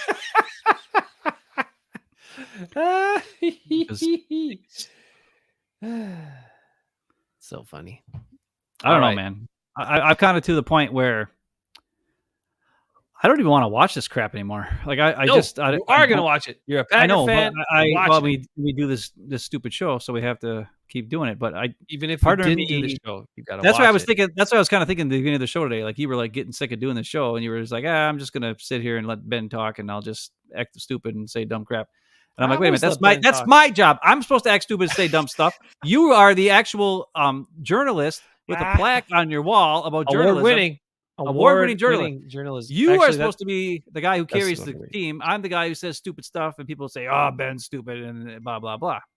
You're changing the dynamic here. It's not working. Well, maybe I want to be stupid too sometimes. Trust me, you're stupid. It's just you're not supposed to let people know that. Oh, there it is. It's my job to just see. I act stupid, but I'm not. You are stupid, but you act like you're not. See? Oh, now I get it. Hey, you know what? Listen. No, you're right, though. Friday, you have to get that in order. And Wednesday, I usually do the video crap, which takes up most of the show. So, I kind of let you take the lead on Wednesdays. And I know, but sometimes I feel like I blab too much. No, not at all. If you blab too much, don't worry. I'll interrupt you. But the point is this. Friday night, tune into our radio show. Here's what I want you guys to start doing. We got to start having you check out the radio show on the stream because nobody wants to look at us anyway. So if you could check out the Civic Media app, all you got to do is go to your app store, check out the Civic Media app. That would be awesome if you could download that and also stream our show via the app. It sounds a little better that way. It looks better over the radio. Zero, we're going to get the final scores on Friday, my friend, but you can give us your final score here. Let's see what you say. Final score, Cowboys. Oh, Green Bay 20, Dallas 10. All right, we'll see what you say on Friday night, Zero. Think about that a little longer and a little harder.